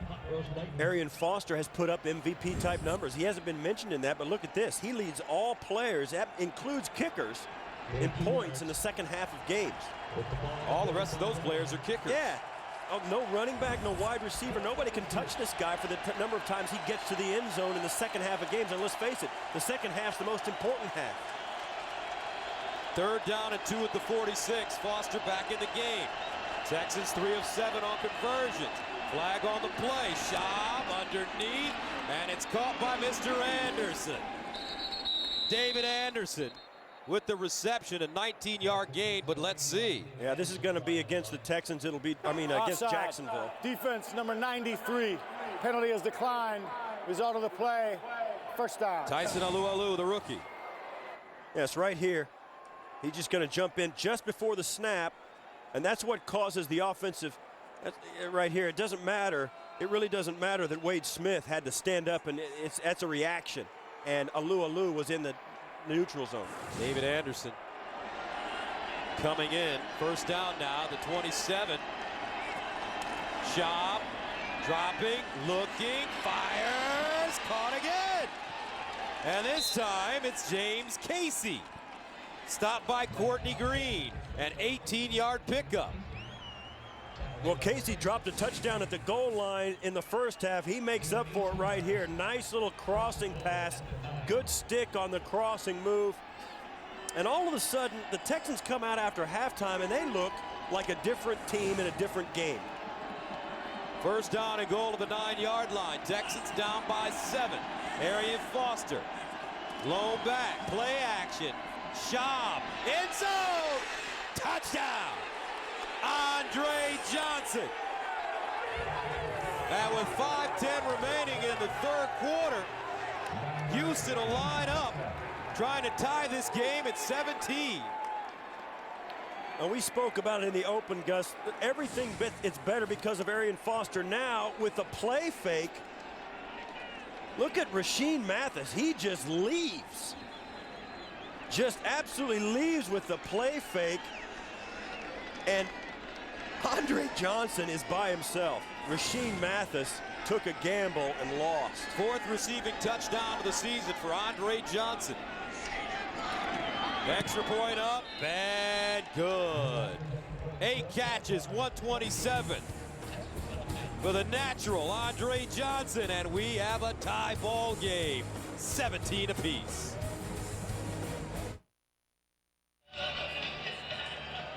Eight plays, 80 yards. Back-to-back 80-yard drives for the Houston Texans to now tie the game up at 17. Schaub, 6 of 7 in the second half, 140 yards and a touchdown. Rackers line drive. Out of the end zone. Jacksonville will have it at the 20, and let's take another look at the touchdown, Steve. Well, we noticed that Rashean Mathis bit on the play flake. Watch both Mathis and watch the attention that Arian Foster dictates from this. He's been running the football. He's been a dominant force in this game, and all of a sudden, everybody wants to go make the tackle, and they forget Andre Johnson in the corner of the end zone. Rashean Mathis has got him in coverage, and he sees the play fake and just believes it. He bites on that like a fish on a hook, and it was Andre Johnson who made the catch. So let's see if the Jaguars can respond. Garrard, sideline. Mike Thomas at the 30, and he goes down. Glover Quinn with the stop. It's an 11-yard gain. Mike Thomas has quietly had a very nice game. 4 catches, 61. Yep, David Garrard, no hurry. And then when the ball comes out on time, pass pressure ceases to be an issue. If he's going to drop back and just get rid of it, it's going to be hard for the Texans front four to give any help to that secondary. Mike Thomas at the bottom of your screen. Sims Walker at the top. Out of the eye. Jones and Mojo in the backfield. Pump fake. Garrard. Lewis.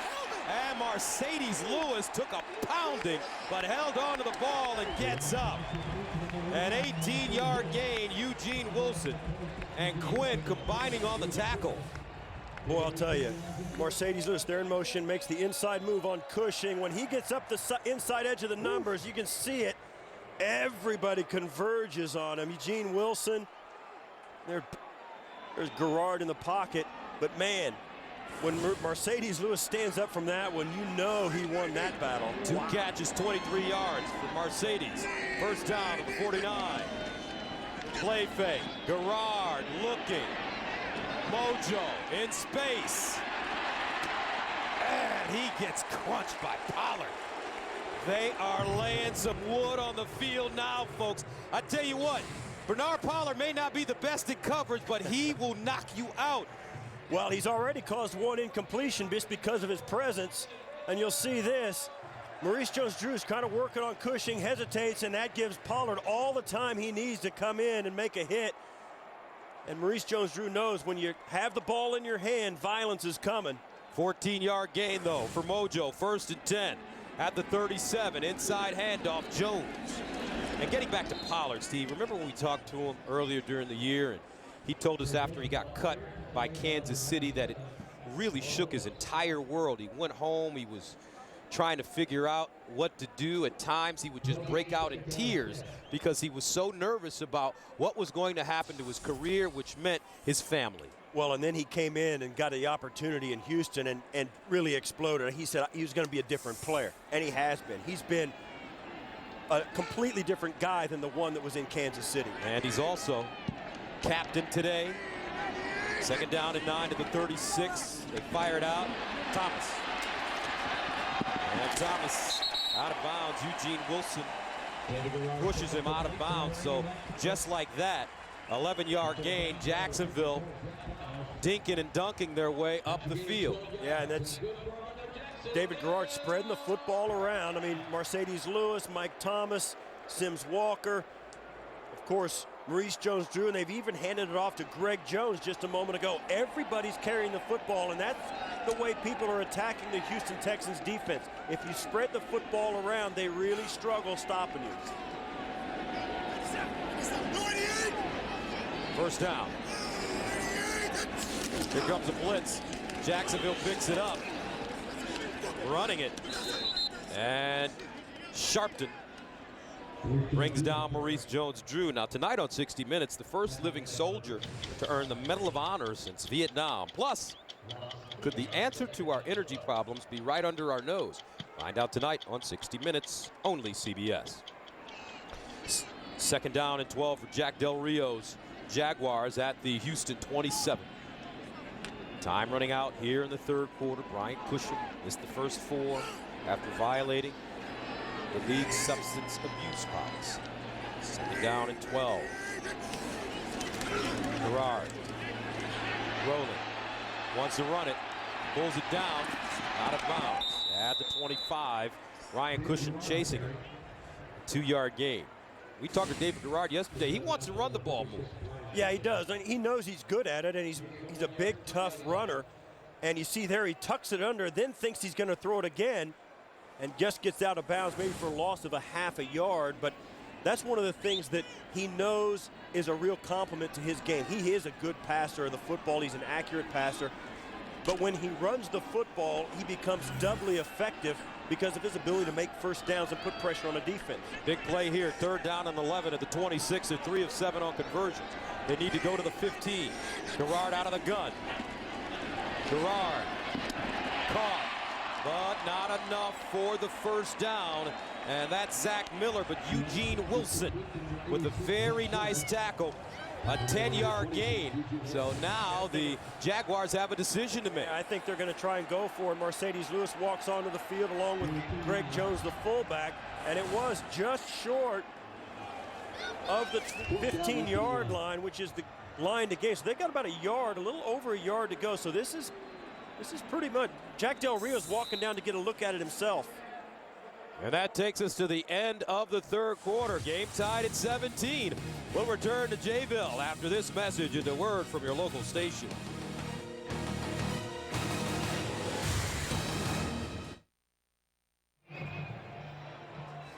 Houston with 14 third quarter points tied up at 17, and Jack Del Rio is going to take the points in this situation. Well, his kicker's perfect on the year. He's 14 of 14 on field goals, 18 of 18 on PAT. Scobie's money. Take the points. This one from 34 yards away. He's already nailed a 38-yarder.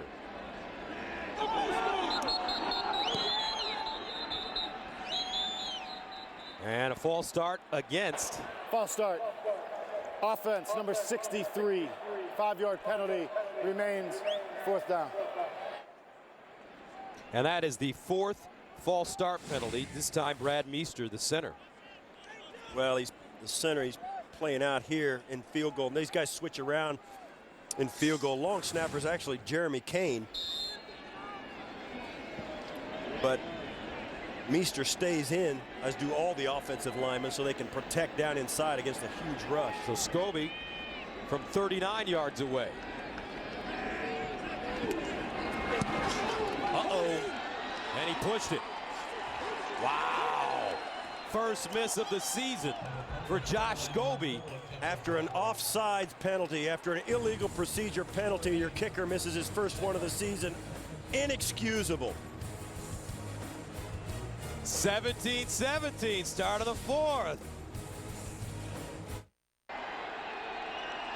Texans take over at the 29-yard line. First down, Leach, Arian Foster in the backfield. Shot, Walter. And all of a sudden, just like that, the Texans are inside Jacksonville territory, a 25-yard gain. It's Josh Scobie. The last time he missed was week 17 of last year. That sets up the field position for this first down play. Look at Walter, double covered over the top by Rasheem Mathis. It makes the catch in traffic. Walter, 4 catches, 65 yards. First down at the 46. Schaub rolling out, looking, and incomplete. Andre Johnson trying to keep both feet in bounds. Right in front of Don Carey. And you said it a moment ago, you see Andre Johnson coming out just waiting for this pass. This is a team in Houston that all of a sudden just came alive. I mean, they were offensively sleepwalking through the first half, exactly, and now they look like they're invigorated. Second down, Foster. And Arian Foster goes down at the 46. Justin Durant with the tackle. Tennessee taking on Miami. Here's James Brown in New York. Gus and Steve, Miami goes up by 10 when after a Vince Young fumble, Chad Henne on 2nd and 10 hooks up with Patrick Cobb's 13-yard scoring play. Miami up 20-10 late in the 3rd on Tennessee. Gus Johnson, Steve Tasker. All right, both these teams, the winner would love nothing more than for Miami to beat Tennessee. 3rd down, 10 at the 46. Ward back in the game for Houston next to Schaub. Low snap. Schaub just falls on it at the 40, so that backs him up. Yeah. A loss of 14 yards. Snap was low right, and he just couldn't gather it in. And on 3rd down, you'd almost like to see him try and make something happen, scoop it up and make a run, or at least throw it. But now the missed field goal just turns into bad field position for Jaguars instead of a touchdown the other direction. Chris Myers, the center, with a low snap. So Matt Turk, who struggled his last 2 punts. This one, mediocre punt, gets a good bounce for the Texans. And we'll be down to the 12. A 45-yard punt, 12:50 to play the 4th. 17-17. Next Sunday, the NFL on CBS brings you one of the most anticipated games of the year as the Colts and Patriots continue their red-hot rivalry. Manning, Brady, next Sunday on CBS. First down and 10 at the 13. Maurice Jones-Drew bounces it outside, crosses the 15, picks up 4 yards on the play as Sean Cody makes the tackle. You talk about how even this game has been. A missed field goal for Jacksonville, the only difference. First half really belonged to Jacksonville. They dominated with their run game and the short passes, and then look at this. This is how even the series was. We showed you this at the beginning of the broadcast, and look how even. 1 total point in the series difference, 1 yard of total first down. Unbelievable how even this has been over the years, this series. Maurice Jones-Drew will take a loss this time. Amobi Okoye first man to him. And then you look at what it is today.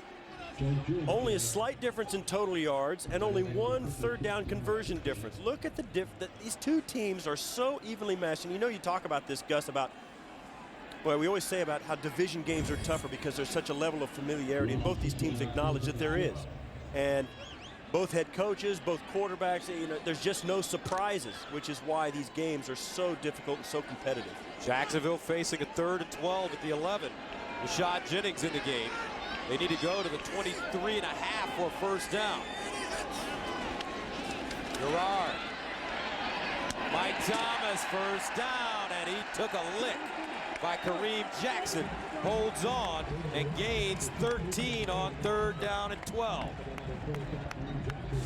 This is David Gerard getting back, reading the defense from the pocket. You see his eyes are right on the middle linebacker, then moves out to his left and finds Thomas sitting in the dead spot in the zone for the first down.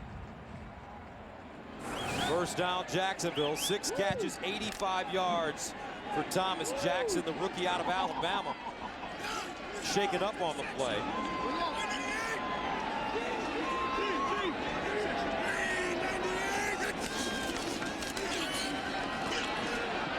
Out of the backfield, Jones, and the bruising fullback picks up 7 yards. Bernard Pollard again with the tackle.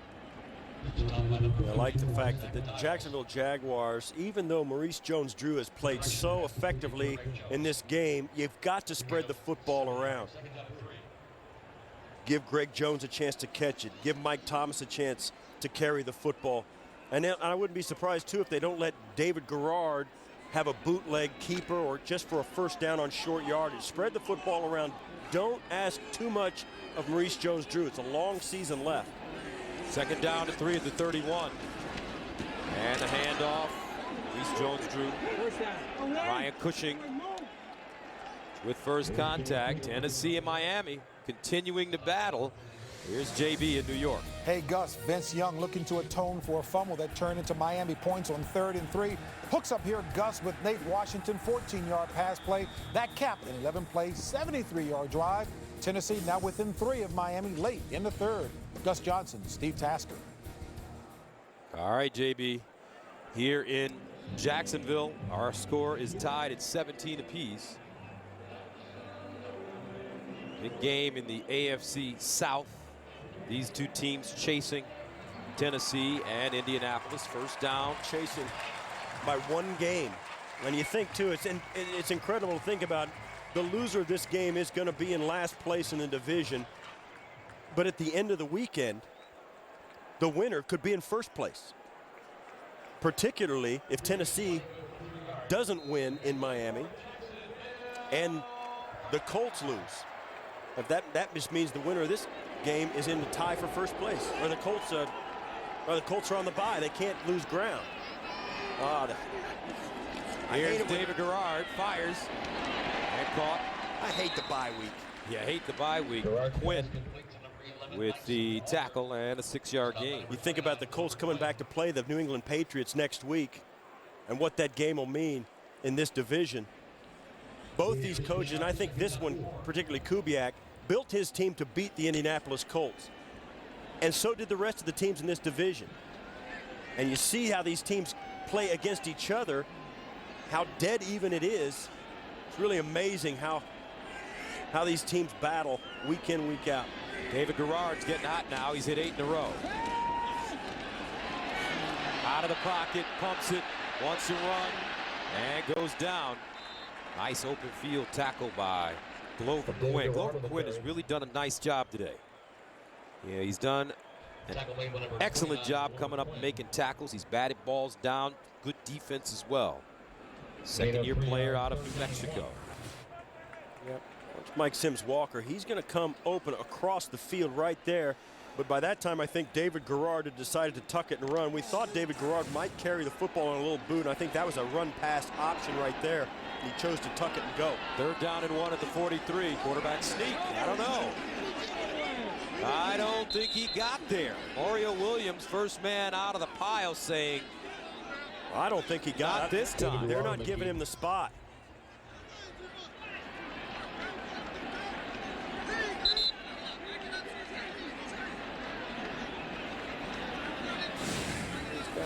Watch, and that's the thing. You try and get a little quick snap a lot of times, and there it looks like he might have gotten it, but he disappears into the stack. That's just, oh man, it's like trying to run through the bushes, you know. And he did not get it. He didn't get it. He didn't get it. So the Jaguars, they keep the offense on the field. No. Yes, they do. Yeah, they do. David Garrard stays in the huddle. They bring in. And this is a roll of the dice in a game that has been so even because they're giving up great field position. If you punt this football down, you can get it inside the 20-yard line without too much problem if you're the Jacksonville Jaguars. Let's see if they try to draw him offside. I don't know. I don't think I agree with this. I think you punt the ball down deep and ask Houston to go the long way.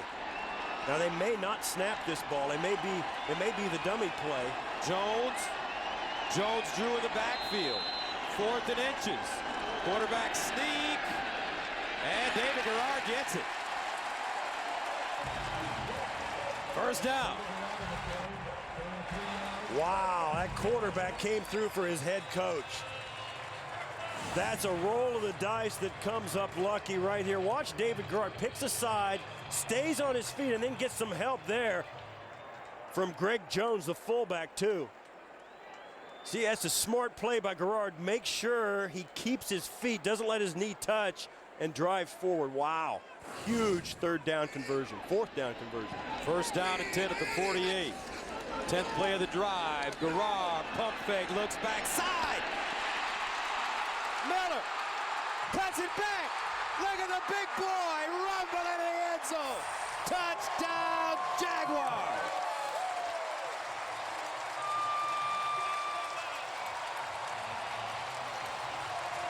$52 yards.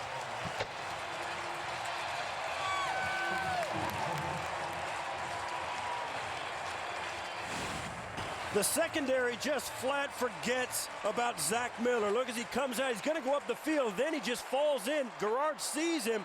Quinn is late getting over the cutback, and then it's all off to the races, and they can't get him. Great play by David Garrard, coming back to his 3rd option on the play. And a beautiful block by Mercedes Lewis on that run by Zach Miller. Extra point good. 80th career touchdown pass for David Garrard. And with 6:57 to go, the Jags take a 24-17 lead.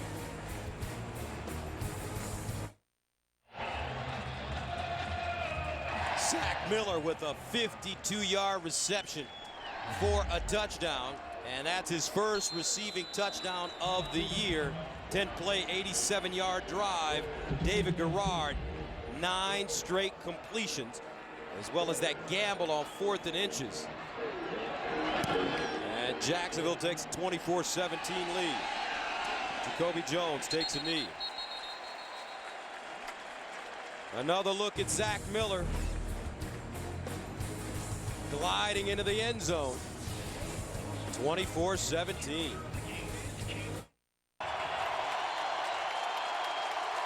Welcome back. 6:57 to play in the 4th.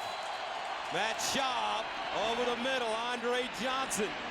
And he's wrapped up at the 37-yard line by Derek Cox, but it's a gain of 19 yards. But let's take a look back at the touchdown. Well, right here, Brian Cushing is lined up on both the tight ends, trying to get a piece of both of them. Watch here as Glover Quinn loses track and just moves too far inside away from Zach Miller, who allows him to catch and then misses the tackle and let him get in for the end zone. His team defense is really what has done it to the Texans. Schaub again, rolling with time. Schaub, nobody to throw it to, and he'll just tiptoe out of bounds at the 44, 5-yard gain.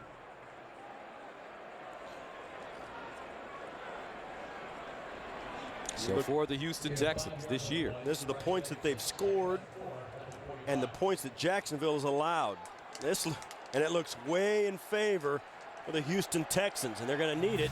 Down by a touchdown with 6 minutes. 2nd down and 5. Walter in motion. Arian Foster. And Foster will pick up about 2.5, maybe 3.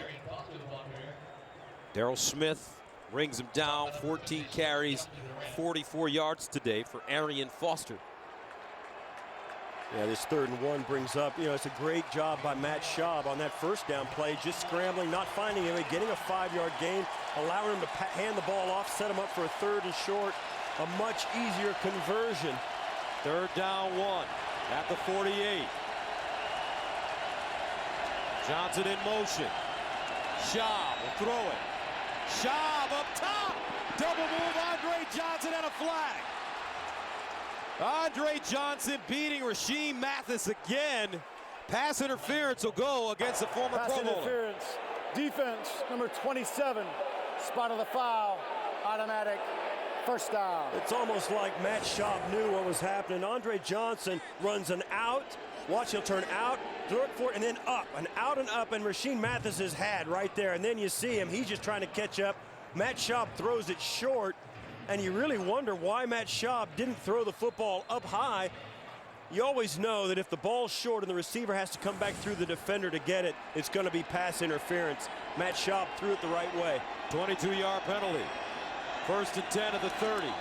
Foster with a lane. Foster goes down inside the 20. Courtney Green cut him down after a 12-yard pickup. Oh, and Arian Foster made him miss. The last cut he makes, his left foot's gonna cross over, and he slips. Courtney Green was gonna miss that tackle, and Arian Foster's foot gave out and just couldn't hold on. That was almost a touchdown. 1st down, though, at the Jacksonville 18. Shot, pump fake, in the corner, over the shoulder. Touchdown, Andre Johnson. Oh, but a flag on the play.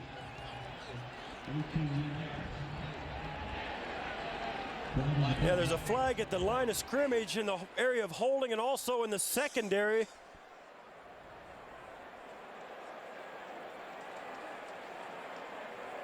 There are fouls by both teams on the play. Personal foul, chop block, offense number 74. Illegal contact, defense number 21. Those penalties offset, replay 1st down. And that's a win for Jacksonville. The chop block comes when an offensive lineman cuts a defensive lineman low when he's engaged with another player. Right there, you see it over here. Wade Smith called for the chop block. Right there to the left of your screen. And that's a chop block. 1st down and 10 of the 18-yard line. Arian Foster in the backfield.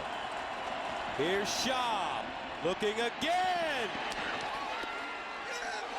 Incomplete. Walter couldn't hold on. Matt Schaub, what a pass. He's got to finish catching the football. It looked like he had it, no question about it, but the ball came out very late, and as we've all come to see in the National Football League this year, the receiver in the end zone has to finish completely with the football. Oh, that's a touchdown, Steve. And look, he dropped it right there. He was holding it up to show the official, and he lost it then. And I agree. I mean, that's a touchdown, Steve. Go back. Hey, remember the Detroit Lions, Calvin Johnson? It's a Week 1 against Chicago. That wasn't a touchdown either. Now watch, he's got it, no question. You're right. In the backyard with your friends, everything. Houston is challenging the ruling on the field of an incomplete pass. Remember, between you and me, it's a touchdown when we're playing in the yard, but not in the NFL. I think the NFL is taking a closer look at this kind of play. We'll see after this. Welcome back. There's a challenge on the field. Kevin Walter says that he had the football. Let's take another look at it.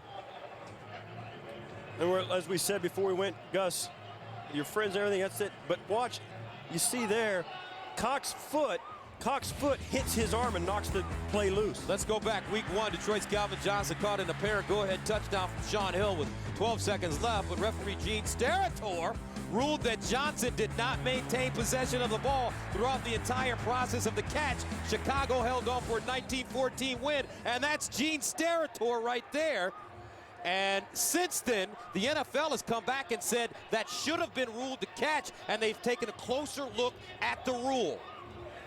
Well, that throws a big gray area on this, doesn't it? This paints this with a gray brush, doesn't it? Let's see. Because it looked to me like Cox's foot knocked his arm and knocked the ball loose. We'll see.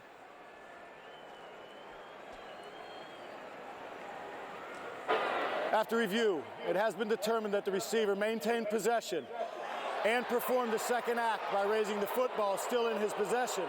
Therefore, the ruling is a touchdown. Houston will not be charged with a timeout.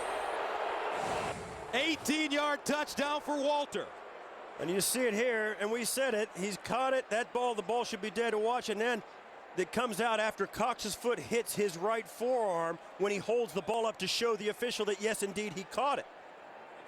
And that is a touchdown. You see, now, to me, him knocking the ball out of his hands makes it a no touchdown. But that is, they looked at it, so that's got to, you can chisel that in stone. I never want to see that changed again. I don't want him to see come back and say, well, we might have got that wrong, like they did with the Calvin Johnson touchdown.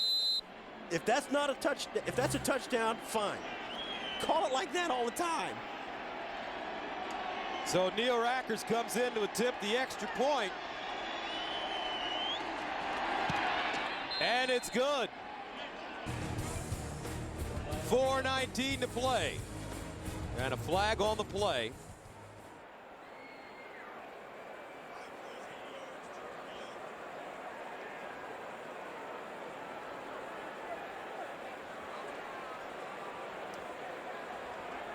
Illegal formation defense. Nose tackle lined up over the center. It's a 5-yard penalty. The extra point is good, and we will assess the 5 yards on the kickoff. Timeout. So we are tied at 24, 4:19 to play in the fourth. Back to Jacksonville after this. And welcome back. Gus Johnson, Steve Tasker, 4:19 to play in the fourth. Game tied at 24. As you take a look at the scoring drive, 5 plays, 80 yards.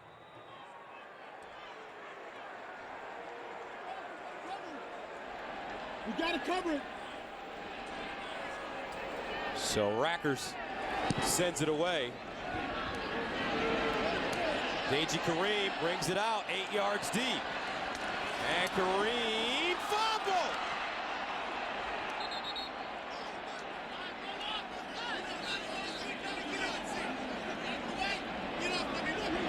Wow. 8 yards deep and then coughed it up.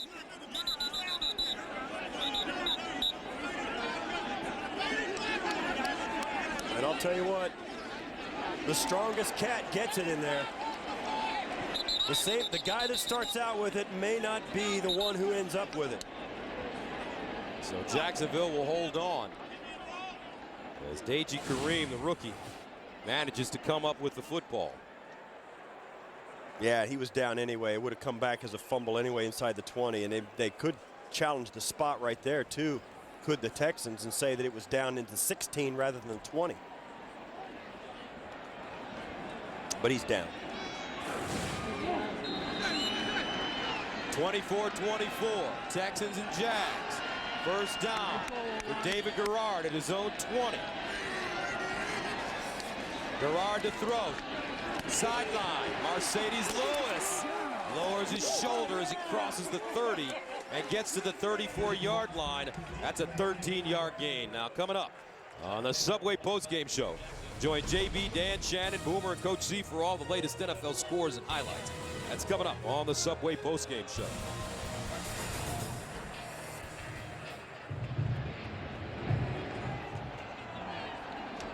This is with 3:42 or 3:40 left in the game. Jacksonville would love to use up about all of it with a field goal to win it at the other end. First down. Here's the reverse. Mike Thomas with the lane. Bounces it outside. And Mike Thomas tripped up by Zach Dials after a 20-yard gain. Great end around, great call at the right time as you see Jones come out, gets a nice block on the corner. And Thomas staying in bounds. We said Mike Thomas built like a running. He's 5'9", 200 pounds. It's about like a running back in the league. First down and 10 at the Houston 47. Jones and Maurice Jones-Drew in the backfield. Mojo breaks the first tackle and crosses the 45, a 3-yard gain. Sean Cody with the tackle. Gain of 3 yards, second down and 7. I think the strategy for Jacksonville is to grind this ball down inside, force the Houston Texans to use all their timeouts to conserve the clock, and then just get to Scobie's range. You see there the 41-yard line, and Scobie has already missed one today. Well, it's the only one he's missed all season, so you think there's no way he'll miss two in the same game. Missed a 39-yarder, good from 38 yards away. Garrard in trouble, got it away. Thomas. Mike Thomas has been incredible. Gain of 14, Pollard with the tackle, and they're in Scobie's range with 2 minutes to play. Coming up on the Subway postgame show, join JB, Dan, Shannon, Boomer, and Coach Cowher for all the latest NFL scores and highlights. That's coming up on the Subway postgame show. Arian Foster can only watch. Looking forward to getting another opportunity. Matt Schaub throwing that touchdown to Kevin Walter. And Josh Scobie warming up on the sideline. We called the Detroit Lions game last week. Jim Schwartz, their head coach, told us that the league called them after the Calvin Johnson play and told him that it should have been ruled a touchdown. First down and 10 at the 30. A lot of good it does them now. Here's a handoff. Maurice Jones-Drew. And Maurice Jones-Drew stopped by Zach Dials. 3 timeouts remaining for Houston, and they used the first one. And that's what this is all about right now, timeouts. Matt Schaub just looking for one more shot to get on the field. And don't forget, next Sunday, the NFL on CBS serves up a big doubleheader. First, these Texans head to the Meadowlands to take on Mark Sanchez and the Jets, or the Raiders square off with the Steelers. Then it's one of the most anticipated games of the year as the Colts and the Patriots continue their red-hot rivalry. Check local listings beginning with the NFL Today. Yeah, the Indianapolis-New England game's the one I wish was this weekend.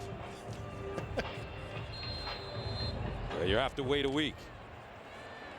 Second down and 8 at the 28. Mike Sims-Walker splits wide at the top of your screen. Jones and Maurice Jones-Drew in the backfield.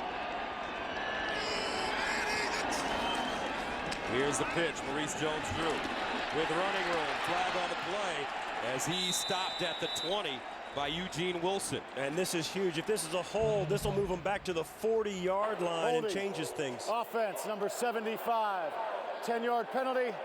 Replay, second down. That's Eugene Monroe, the left tackle. All the way back to the 38-yard line. This one's going to come back. Right there. Yeah. He horse-collared him around. And that's, you know, that's huge because now it turns into a long 50-yarder, 56-yarder if they try to kick the winning field goal from here. Now things change for Jacksonville. Forget about milking timeouts out of the Texans. They've got to get back to a higher percentage field goal for Scobie.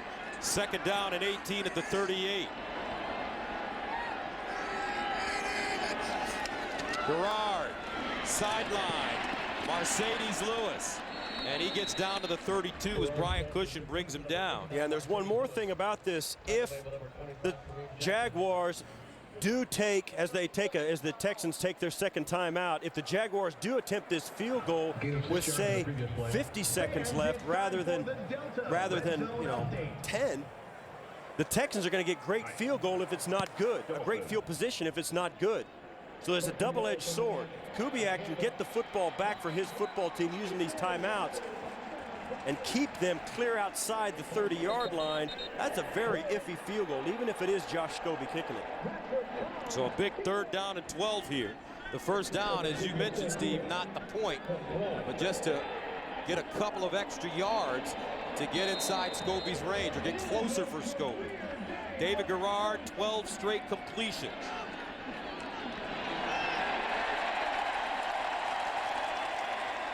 Texans showing blitz. Maurice Jones-Drew, and he leans forward and gets to the 25 as Bernard Pollard stops him.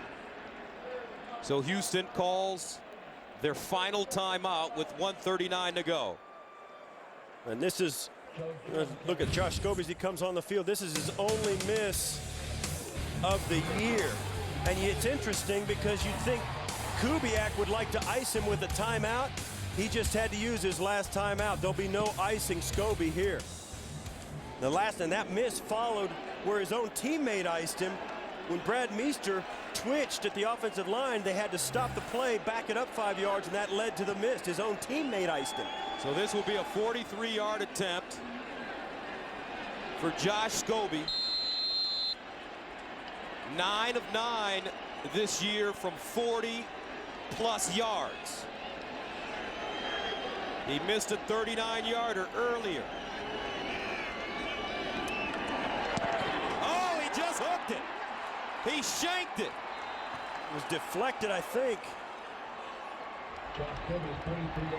And the score remains tied at 24 with 1:34 to go, and the Texans will get decent field position. It's just what we talked about just before that happened. The Texans reacted as though somebody got a piece of this. And it had no chance at all when it comes as a wobbly snap, but the hold was good. And that's just a bad kick. Let's see if somebody gets a piece of this.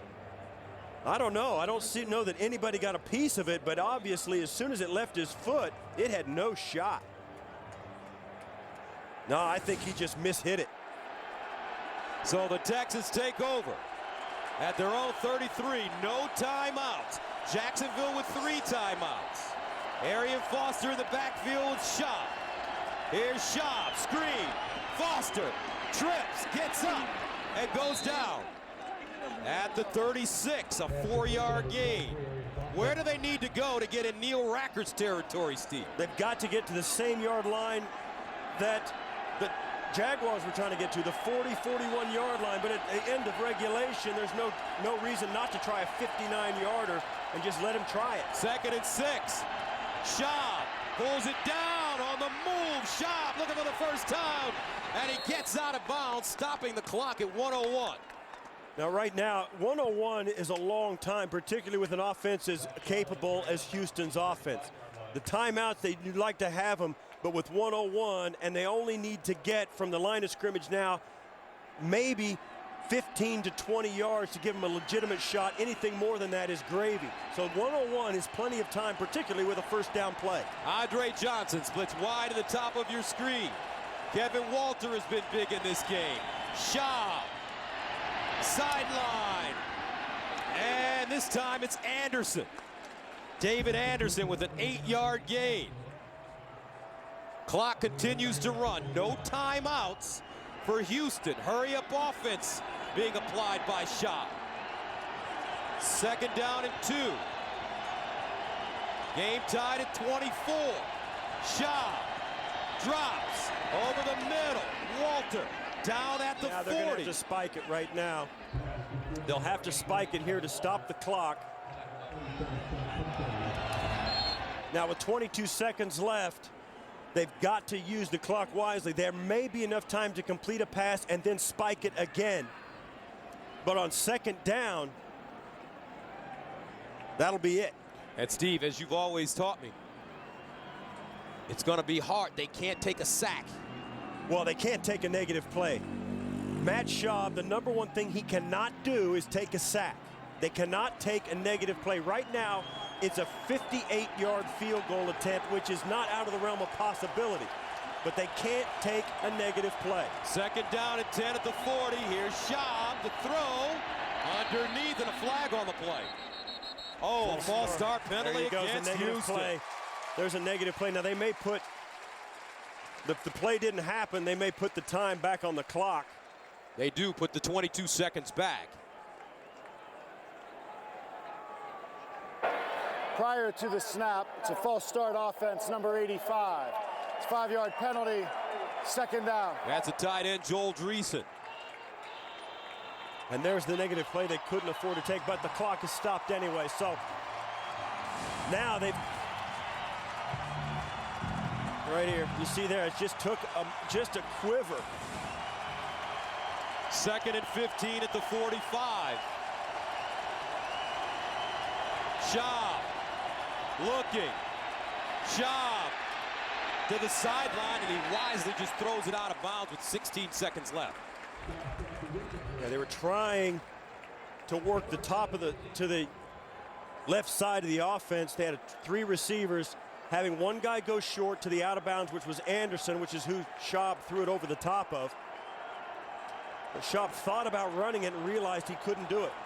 So strategically right now, Steve, Matt Schaub doesn't have a lot of options. No timeouts. He's got to be careful if he throws the ball over the middle of the field. They can't throw the football over the middle of the field unless they run their field goal unit out quick. They've got to stop the clock on this play or they'll run out of time. Schaub looking over the middle. Dreesen lost it.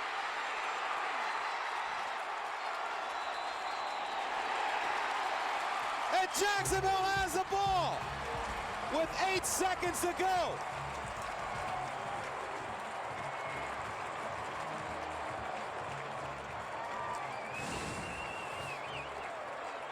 This is the first turnover of the game. And it happens perhaps on the last meaningful play in regulation.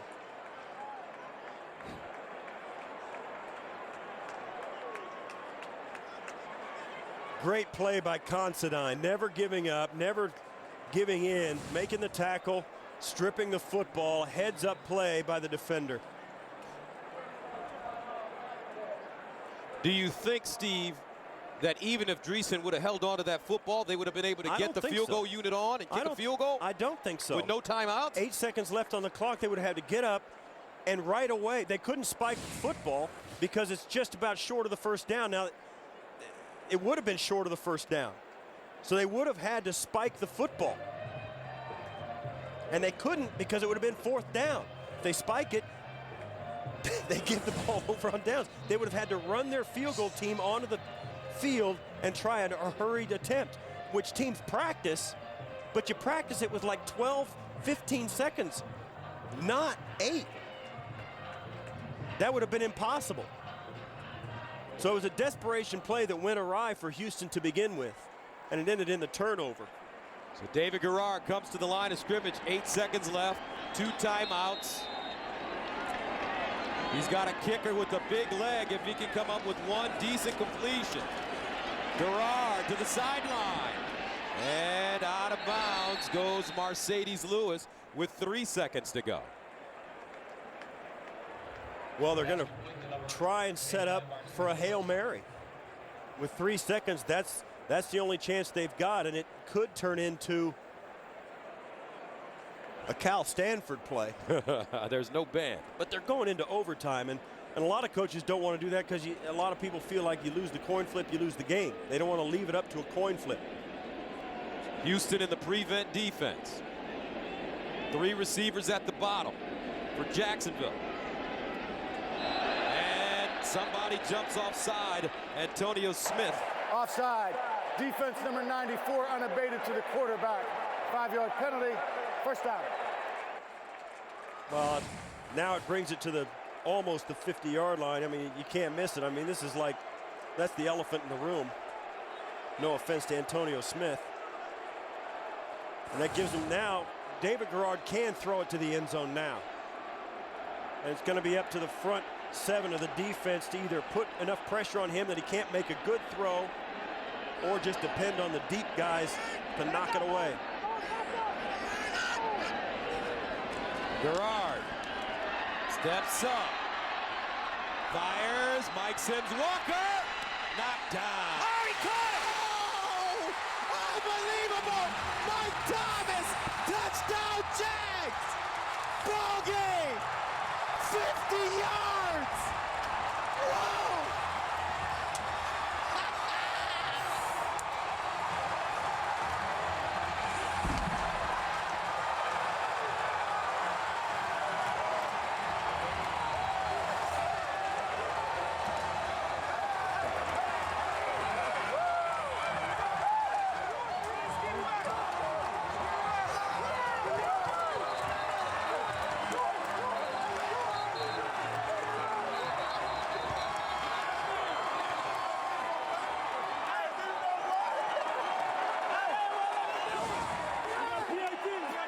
David Garrard buys enough time for the receivers to get down there, and you said it, Mike Sims Walker's going to go up for it, but it's knocked to the ground right into the hands of Mike Thomas.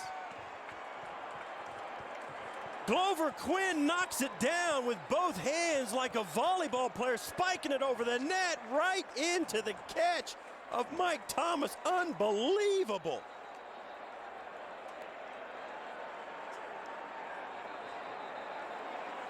And by rule, they'll line up for the extra point.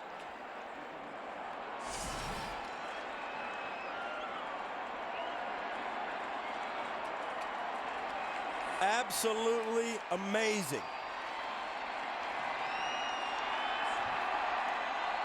How many games come down to a Hail Mary, it's knocked away, nothing ever happens? Excessive celebration on the offense. By rule, that foul is not enforced on the extra point. The touchdown is successful, and we must try the PAT. Excessive celebration, you think? What? Maybe the play of the year in the NFL. A 50-yard Hail Mary. Mike Thomas, what a game. 8 catches, 149 yards and a touchdown. That touchdown.